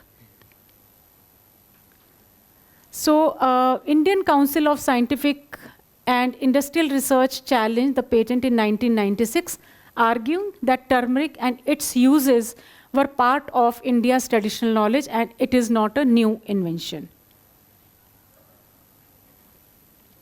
Then there was also neem, lots of patents filed for antifungal, antibiotic property of neem, which again is traditional knowledge of India. This neem tree has been long utilized for its herbal properties, and it is integral to rural livelihood. In 1995, it happened in Europe that your EPO granted a patent for the neem tree to the US Department of Agriculture and another multinational, W.R. Grace. So this patent was actually granted, and United States claimed that they were making fungicides from neem tree. But then there was a farmer in India, Namalwar. This rural farmer from India, he argued that we have been using this particular antifungal property of neem in India since a very, very long time. More than 2,000 years ago, we were using neem for, as antifungal properties. Then this guy, he even though from a village, he questions European Patent Office that how they could develop this particular tree there. And he also found that this tree is not even suitable to be grown in India because of the temperature, soil, composition of soil. So Namwar even claimed that the soil in US was completely unsuitable for the plantation of neem. And if they cultivate neem there in the US, they will not have the same effect because, the climate of India plays a very important role. The petition continued for a few years until end of 2000. And then, European Patent Office said that we don't believe you. You bring your representative from India so that they can tell us that this is knowledge of India. And, this guy, this petitioner, along with a big team of his friends, they actually went to European Patent Office and they demonstrated everything about neem, including they even showed the neem datun to the examiner to prove that this is how we use neem in our country. They all gathered, all petitioners, they gathered outside EPO head office in Munich. Just an officer and a lawyer came out, and they were shocked to see them holding part of neem tree in their hand. So one person was holding leaf, and he was saying how the leaf is used. Second person was holding neem datun. Third person was holding neem seeds. That's how they convinced the examiner that neem is traditional knowledge of India. On the next hearing, India availed the patent rights for neem tree from W.R. Grace, and India secured a landmark victory, opening many people's eyes to traditional patenting. Now, what happens at opposition as a step is there for sure, but oppositions are very expensive to handle. So prevention is always better than cure. We should have mechanism to prevent patenting on such products. If patent is filed, we get to know, we can oppose it. But having these oppositions in US, Europe, they come out to be very expensive, and especially in the case of such patents like neem patents, they may even ask one to come to the patent office and demonstrate a couple of things. So precaution is always better than cure. We should have mechanism to prevent such patents. And pre-grant opposition is easier compared to post-grant opposition and revocation. Now let's come to the topic, what is traditional knowledge as per definition? So traditional knowledge is know-how. What is know-how? What is know-how? Anyone? What is know-how in a process to make tea? Methodology, basically. Know-how means how to do. Okay, in a process of making tea, know-how is how much water and milk composition, percentage, brew time, how much you have to boil. That is a know-how. Even know-how is something, even if I give you ingredient, but you cannot replicate my product, because I have the know-how, which you don't have. So even if I give you the ingredients and give you the process, I even give you the process, but you cannot replicate my tea because there is some trick I'm using in the process. So that trick is called as know-how. That's why in the same kitchen, two people, they cook differently, and your grandmother's taste is non-replicable, okay? Know-how, skills, practices that are developed, sustained, and passed on from generation to generation within a community, often forming part of its culture and spiritual identity. Now, if you want to claim rights on a patent, you can register it. Copyright, it can be registered. Trademark, it can be registered. Design can be registered. Geographical indication can be registered. Can you register traditional knowledge is the question. There are two forms of IP which cannot be registered. One is traditional knowledge, and second, there is one more form of IP which cannot be registered. Can Coca-Cola register its secret recipe? The moment they register, they have to disclose it. Okay. So KFC chicken recipe, it cannot be registered, but owner can be happy assuming that it is a trade secret. Sometimes it is not even a trade secret. It is easy to replicate or it is already available in the public domain. So traditional knowledge is one form of intellectual property which cannot be registered, because it cannot be registered because it is owned by a community and it is only protected. How it is protected? By making documentation of it. So if we had good documentation on turmeric, neem and basmati, those patents wouldn't have been granted. So it is not registered, but it is protected by documentation and its publication.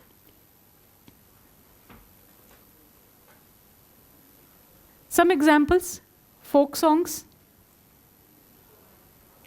turmeric, wound healing property, neem, and folk dances. They are also traditional knowledge. You would have, I mean, this talk was only for genetic resources, but you see lots of piracy of traditional knowledge is happening in Bollywood also. Sometimes they take folk songs, make a picture song, but they forget to give credit or even compensate the actual community who has developed this. How to protect? How can you protect it? By documenting and publication of it. Okay, so after this turmeric case, so India as a biodiversity hub, India is acknowledged center of crop diversity and harbors many wild relatives and breeds of domesticated animals and fish, besides millions of microbial diversity, insects and other species. Ecosystem diversity of India is also unparalleled in comparison with other countries in the world. India is one of the 17 mega biodiversity countries of the world. So India and Brazil, these two countries are, these two names come together because they are very diverse countries. With only 2.4% of land area, India already accounts for 7 to 8% of recorded species of the world. Over 46,000 species of plants and 81,000 species of animals have been recorded in the country so far by Botanical Survey of India and Zoological Survey of India, respectively. So no doubt about the diversity. Now there are some checkpoints in India when it comes to biodiversity. There are some checkpoints. Indian patent law does not permit protection of traditional knowledge under Section 3P of Indian Patents Act. Okay, so India has clear mention of this particular clause. We have a list of non-patentable inventions in Section 3 and Section 4 of the Act. So there is a list of some 10 or 12 inventions which cannot get patent in India. That says that traditional knowledge of a country cannot be patented by anyone. If that patent has been granted by mistake, then you can always oppose and revoke such patent. Okay. Apart from this, anything which relates to atomic energy, then anything which is contrary to law of nature, if it is not novel, not inventive, so there are some grounds on the basis of which the invention cannot get a patent in India. So Indian patent law clearly says that traditional knowledge is not patentable, and it's not just India's traditional knowledge. You cannot patent any country's traditional knowledge in India. So traditional knowledge needs a very elaborate documentation to prevent claims from third parties. Now, when we have documentation, advantage of documentation is when you have a documentation, examiner examines your application. If there is a documentation, he will be able to see it. If there is no documentation, then examiner cannot, he will skip it actually. So documentation has to be there so that it becomes part of the prior art or existing knowledge. So if it is part of existing knowledge, then when you perform a patent search or examiner checks your patent application, he will deny patent to you. And India prevents patents on traditional knowledge, and most of the countries which are compliant to TRIPS agreement, they deny patents on traditional knowledge. Actually, logically also, traditional knowledge patent should not be granted because it's a known fact. There is nothing new. India, after this turmeric case, we developed traditional knowledge digital library. So we made documentation and we published TKDL. TKDL is Traditional Knowledge Digital Library. So we have this library translated in multiple languages. So if there is any patent on any genetic resource, plant or animal, examiner should perform a search in this. If it is a traditional knowledge of India, patent should not be granted in any other country, and some 7-8 languages translation is available for this particular product. So this is how it looks like, Traditional Knowledge Digital Library. It has list of, and it's growing actually, this library is growing, but this has list of all plants, their uses, and all innovations related to those, those traditional knowledges, so that we can prevent having patents on traditional knowledge.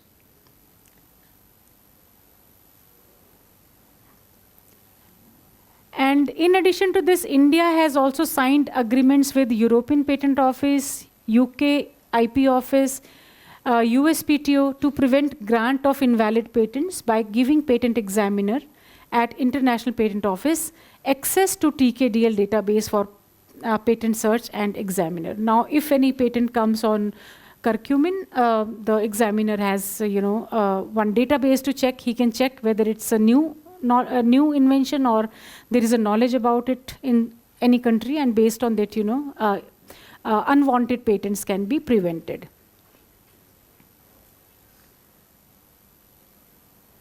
And we also have convention on biodiversity, biological diversity. So this convention has been specifically formulated to protect genetic resources of the countries. And India is also a member of convention on biological diversity. We call it as CBD. So CBD was formulated in 1992.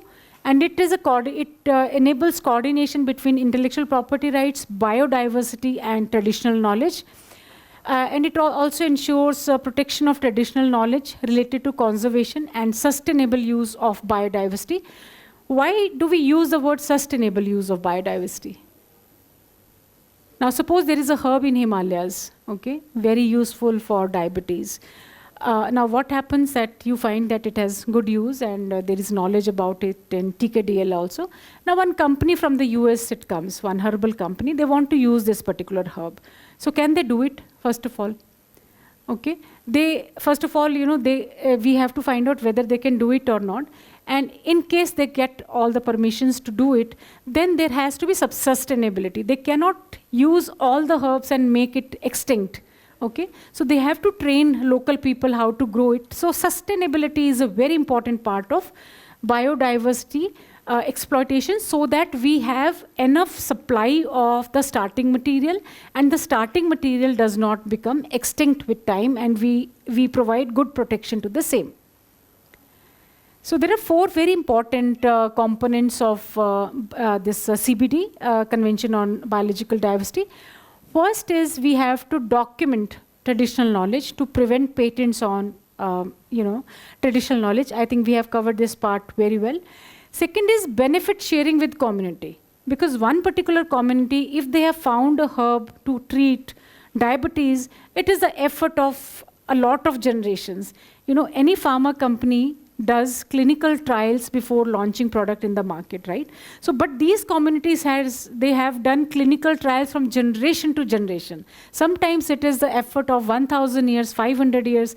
So that's why benefit sharing with the community has to be there, because the use of that particular herb has been identified by this community, and this community has done enough clinical trials unknowingly to give you the finest possible results about the dosage, about the timing of that particular herb. So benefit sharing with the community is extremely, extremely important.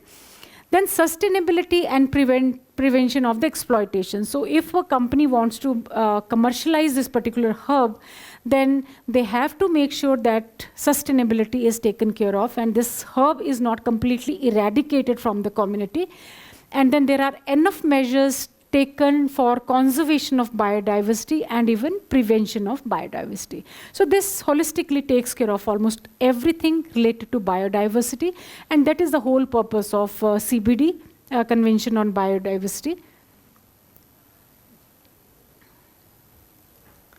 And in India, we have another measure to prevent traditional knowledge and biodiversity, that is plant variety and farmers' rights. So we have entirely a different act. So India is one of the very few countries where we have a separate legislation for plant variety and farmers' right protection. Okay, most of the countries, they don't have this kind of law, but they have protection of plant variety added in the Patent Act itself. So India had two options, either to add plant variety in the Patent Act itself or have a separate law for plant variety protection. So India chose to have a separate law to protect the farmers' rights and new plant variety. So this act says that if there is a farmer who has developed a new plant variety with at least one new feature, so this farmer can register his new plant variety with the government. We have a plant variety board. Then this farmer gets recognition certificate for the new plant variety registration. So it protects rights of the farmers and plant breeders. This also stimulates investment for research and development and to facilitate growth of seed industry. And this ensures availability of high quality seeds. And then the right of, and this, in this particular act, the farmer who has played a vital role in conservation of any plant variety, they also incentivize them. So there are incentives and awards for the farmers who have played important role in conservation or development of new plant variety. So if there is a new plant variety with at least one new feature, then it can be registered under Plant Variety and Farmers' Rights Act.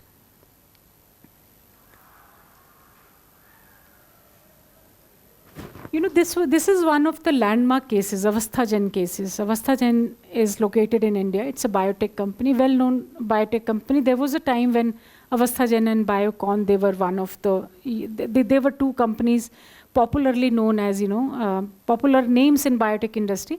So this is a very historical case in India. And in this particular case, one of the very few provisions of Indian Patent Act were used to revoke this particular patent. So this patent was about a formulation, about a formulation for treating diabetes using jamun seeds. Okay, so jamun, people know since ages that jamun is good for diabetes. Jamun is nerle hannu, right? So I don't know what is it called in English. So Government of India revoked a patent granted to Avasthajan by Indian Patent Office in April 2012 on the ground of being mischievous and prejudicial to the public. This is a very rare ground on the basis of which central government can oppose a patent. See, you can oppose a patent, I can oppose a patent, but under section 66, extremely rarest of rare cases, central government can intervene and revoke a patent. So this is probably the only case in which section 66 was applied. So the ground was, so Government of India revoked this patent, not a petitioner, Government of India revoked, on the ground of being mischievous and prejudicial to the public. So this patent was granted for synergistic Ayurvedic functional food bioactive composition. The patent was for the composition consisting of jamun and some other herbs along with it. Okay, and jamun is a well-known, it is a well-known knowledge that jamun is good for diabetes.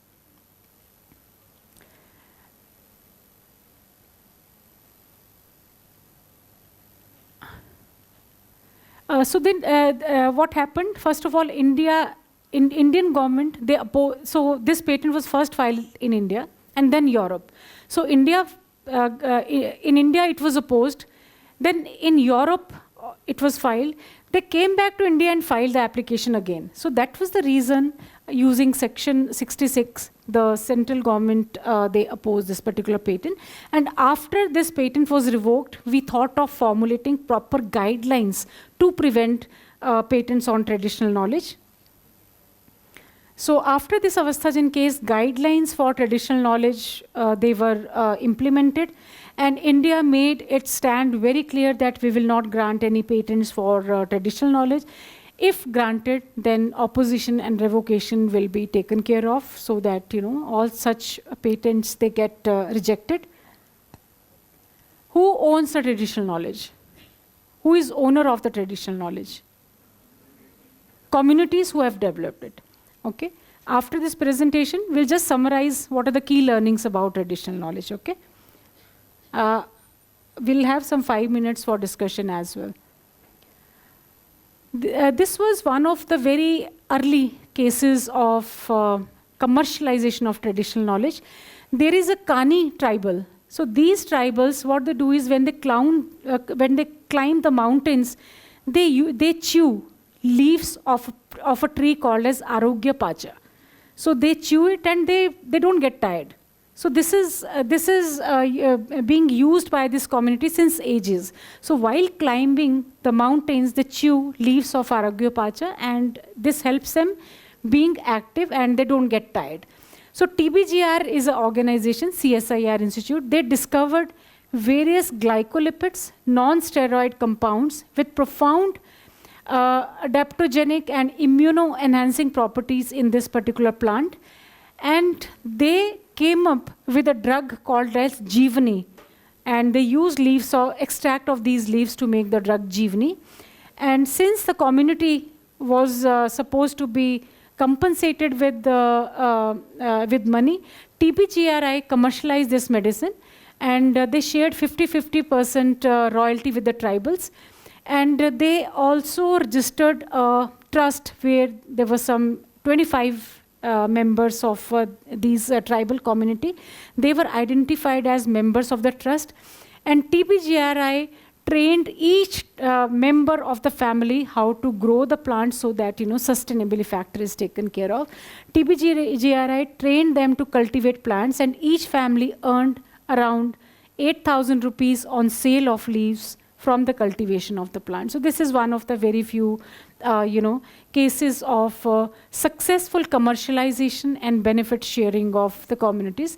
But now, unfortunately, thing is that for most of the traditional knowledge exploitations, we don't know who has developed it. So identification of the community, benefit sharing has been really challenging. Today, if I want to commercialize wound healing property of turmeric, I don't know which is the community and how to compensate it. Okay, so challenge is quite big, and so Government of India takes care of benefit sharing part. And you will be surprised to know that when we file applications and there is a mention of single plant, if I mention single plant, then I have to take permission from NBA, National Biodiversity Board. NBA regulates the benefit sharing part, and if I have mention of any single plant in my patent application, I have to take permission from NBA to make sure that there is no traditional knowledge exploitation. And if I don't take permission from NBA, then patent will not be granted. It is not even taken for examination. So NBA has very strict guidelines, and sometimes it's very difficult to overcome those objections of NBA. So here also NBA guides like how much benefit sharing has to happen with the community who has developed this particular thing. So now we have guidelines for traditional knowledge patents, and no patents for traditional knowledge. And if such patents are granted, then there is a way to oppose them. Now, biopiracy is a new term, fairly new term. So biopiracy means if you are using any traditional knowledge or any biodiversity of a country, and without knowledge of a community or without knowledge of a government, you are exploiting it. This term is called as biopiracy. So biopiracy is nothing but it is a theft of traditional knowledge or biodiversity, or the knowledge which has been accumulated in the communities, and unauthorized exploitation, commercial exploitation of it. And it can occur in agriculture, industry, and drug development. So how we prevent it? You have to inform National Biodiversity Board. work on the benefit sharing. Then there are guidelines on material transfer also. If today in India I want to register a new plant variety, I cannot do it without informing from where I procured the original material, from where I bought the seeds, from where I got the sapling. So I have to disclose everything to the biodiversity board in order to get any kind of IP protection on it. And sometimes prior informed consent of the community is also required. So a lot of guidelines, but India is very strict these days on biodiversity, and we sometimes find it very difficult to convince national biodiversity authorities that this patent starting material has been legally and in proper way obtained from the institutes. And we have a lot of cases where controller rejected patents on traditional knowledge. A lot of cases. Just to give you one example, controller of patents and design, they rejected patent applications for lamb-based panchagavya, cow milk, cow ghee, cow butter, curd, dung, cow urine, citing that it was barred under Section 3P of Indian Patents Act as traditional knowledge. So we are rejecting a lot of patents on traditional knowledge. Okay, so I'll just summarize what we learned. If I miss any point, you are most welcome, and we have some 5 minutes for discussion. So traditional knowledge, first of all, is IP. No doubt, it is intellectual property. It is categorized under umbrella of intellectual property. It cannot be registered like patent or copyright design. So it can only be protected by documentation of it, publication of it, so that the world knows that this is a known knowledge and you cannot claim rights on it. Okay, and then third thing is like any commercial exploitation, you have to seek permission from national biodiversity authorities, and you have to work on benefit sharing, sustainability, and you have to take community in confidence before you go for any kind of this thing. And in case any patent has been granted in India or abroad, then there is a way to oppose it and nullify it, the way we did in neem, turmeric, and other cases.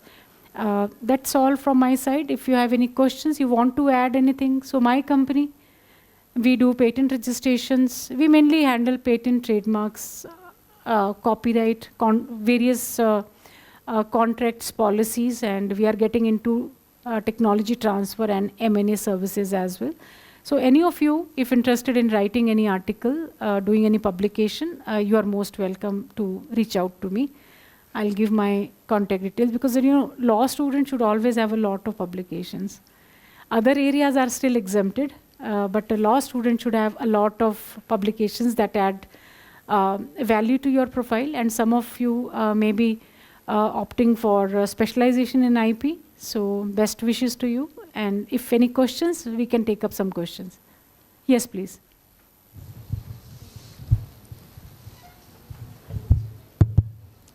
So earlier you spoke about, you gave example with regards to Basmati case in US. So my question basically is, was there any need or any essence for Basmati rice to be affecting the US, like the people with the US having any health hazards, or any climate was being influenced in the Basmati case to be opposed in US? So you basically want to know why we opposed? So we opposed because if that company has a patent on Basmati, that company can prevent anyone else from selling Basmati in the US. So that was the prime reason why we opposed it. And then secondly, it is about the recognition. So unauthorized claiming of our traditional knowledge was not okay. Was there any side effects when the Basmati rice was being No, I don't think so. I don't think so. First of all, I think it was also fake Basmati, because Basmati here, it is grown, there is a water of river which adds value to it. So rice grown in, Basmati grown in the US cannot be actually termed as Basmati. They call it as a taxmati and basmati. They called it taxmati so that nobody gets to know it is Basmati. To cover up, they called it as taxmati.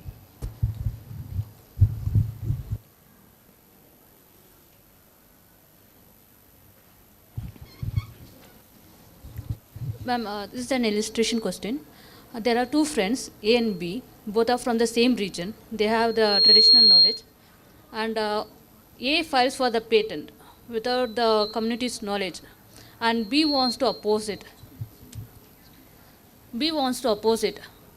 But B does not have that much knowledge how to oppose, where to go, and where they will file the patent. He directly went to the patent office, he applied all the applications. Even the keywords, what he has used is different from the origin. How this can be stopped, ma'am? So this person can oppose the patent. He can go to patent office also, but he can approach a lawyer like you and me and write his petition. There are a lot of NGOs also. Yeah, there are a lot of NGOs helping such people. So we work with the NGO. They are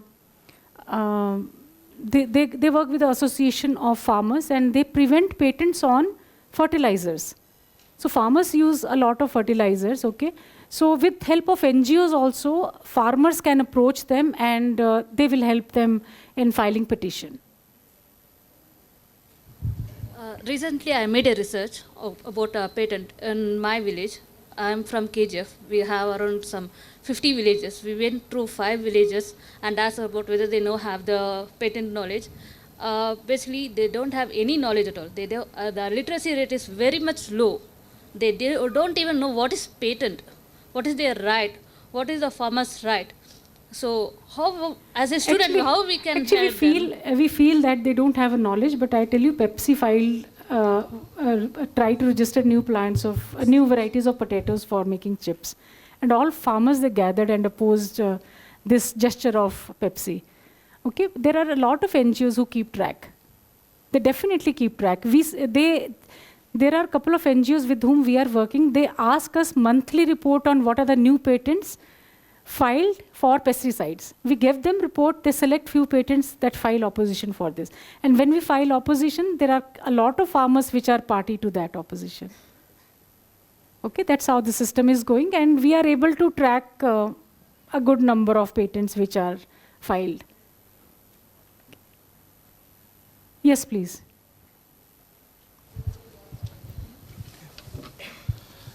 Ma'am, my question is regarding the TRIPS agreement.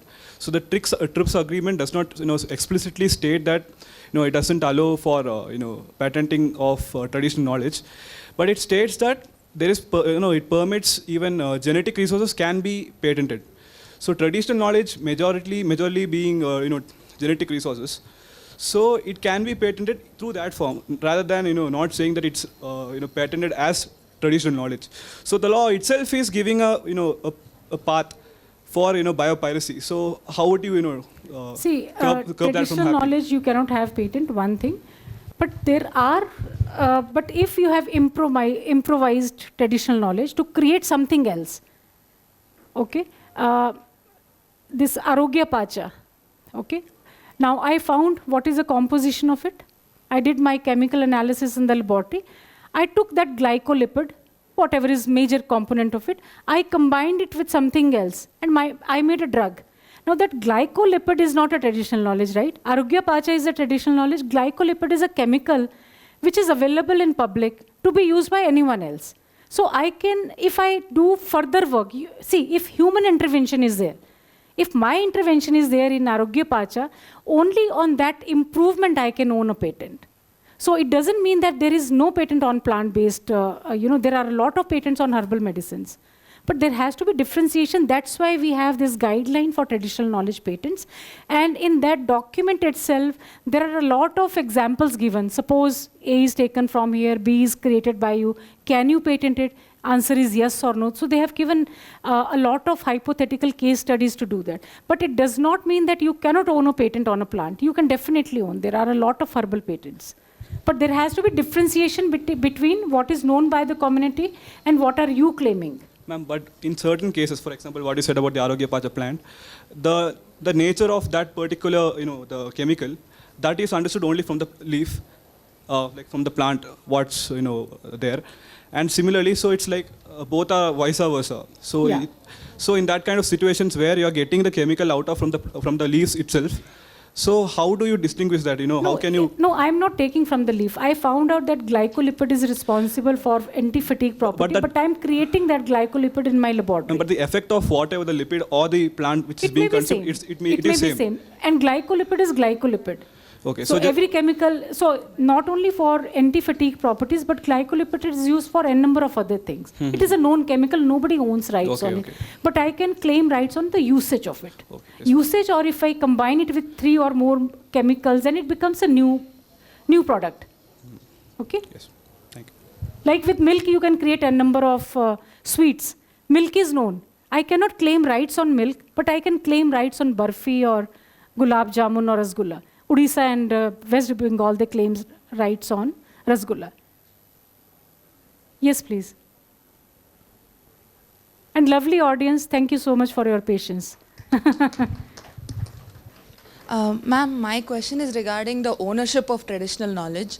So recently in 2022, the Protection of Traditional Knowledge Bill was introduced. So one of the main features of that bill was that the traditional knowledge, the owners of the traditional knowledge will either be the state government or the union territory, and the custodian of the traditional knowledge will be the who own the traditional knowledge, technically. So what is your opinion on this? Can the traditional knowledge be owned by the government and the custodianship be given? I agree with it, because if control is with the government, no, then benefit sharing will happen in better way. But Government of India is like a National Biodiversity Authority only. Okay. But doesn't it kind of take away the personality of the traditional? No, I don't think so. They will document it well. And they take care of it very aggressively. I told you we find it very difficult to convince NBA in most of the cases. Very aggressive on it. And one more thing I want to tell you. Suppose a company files patent for, suppose methi seeds for diabetes. Then NBA sometimes says that we will grant you a patent, but 1% of royalty has to come to NBA. So there are ways they take care of benefit sharing. Yes, sir, you had something.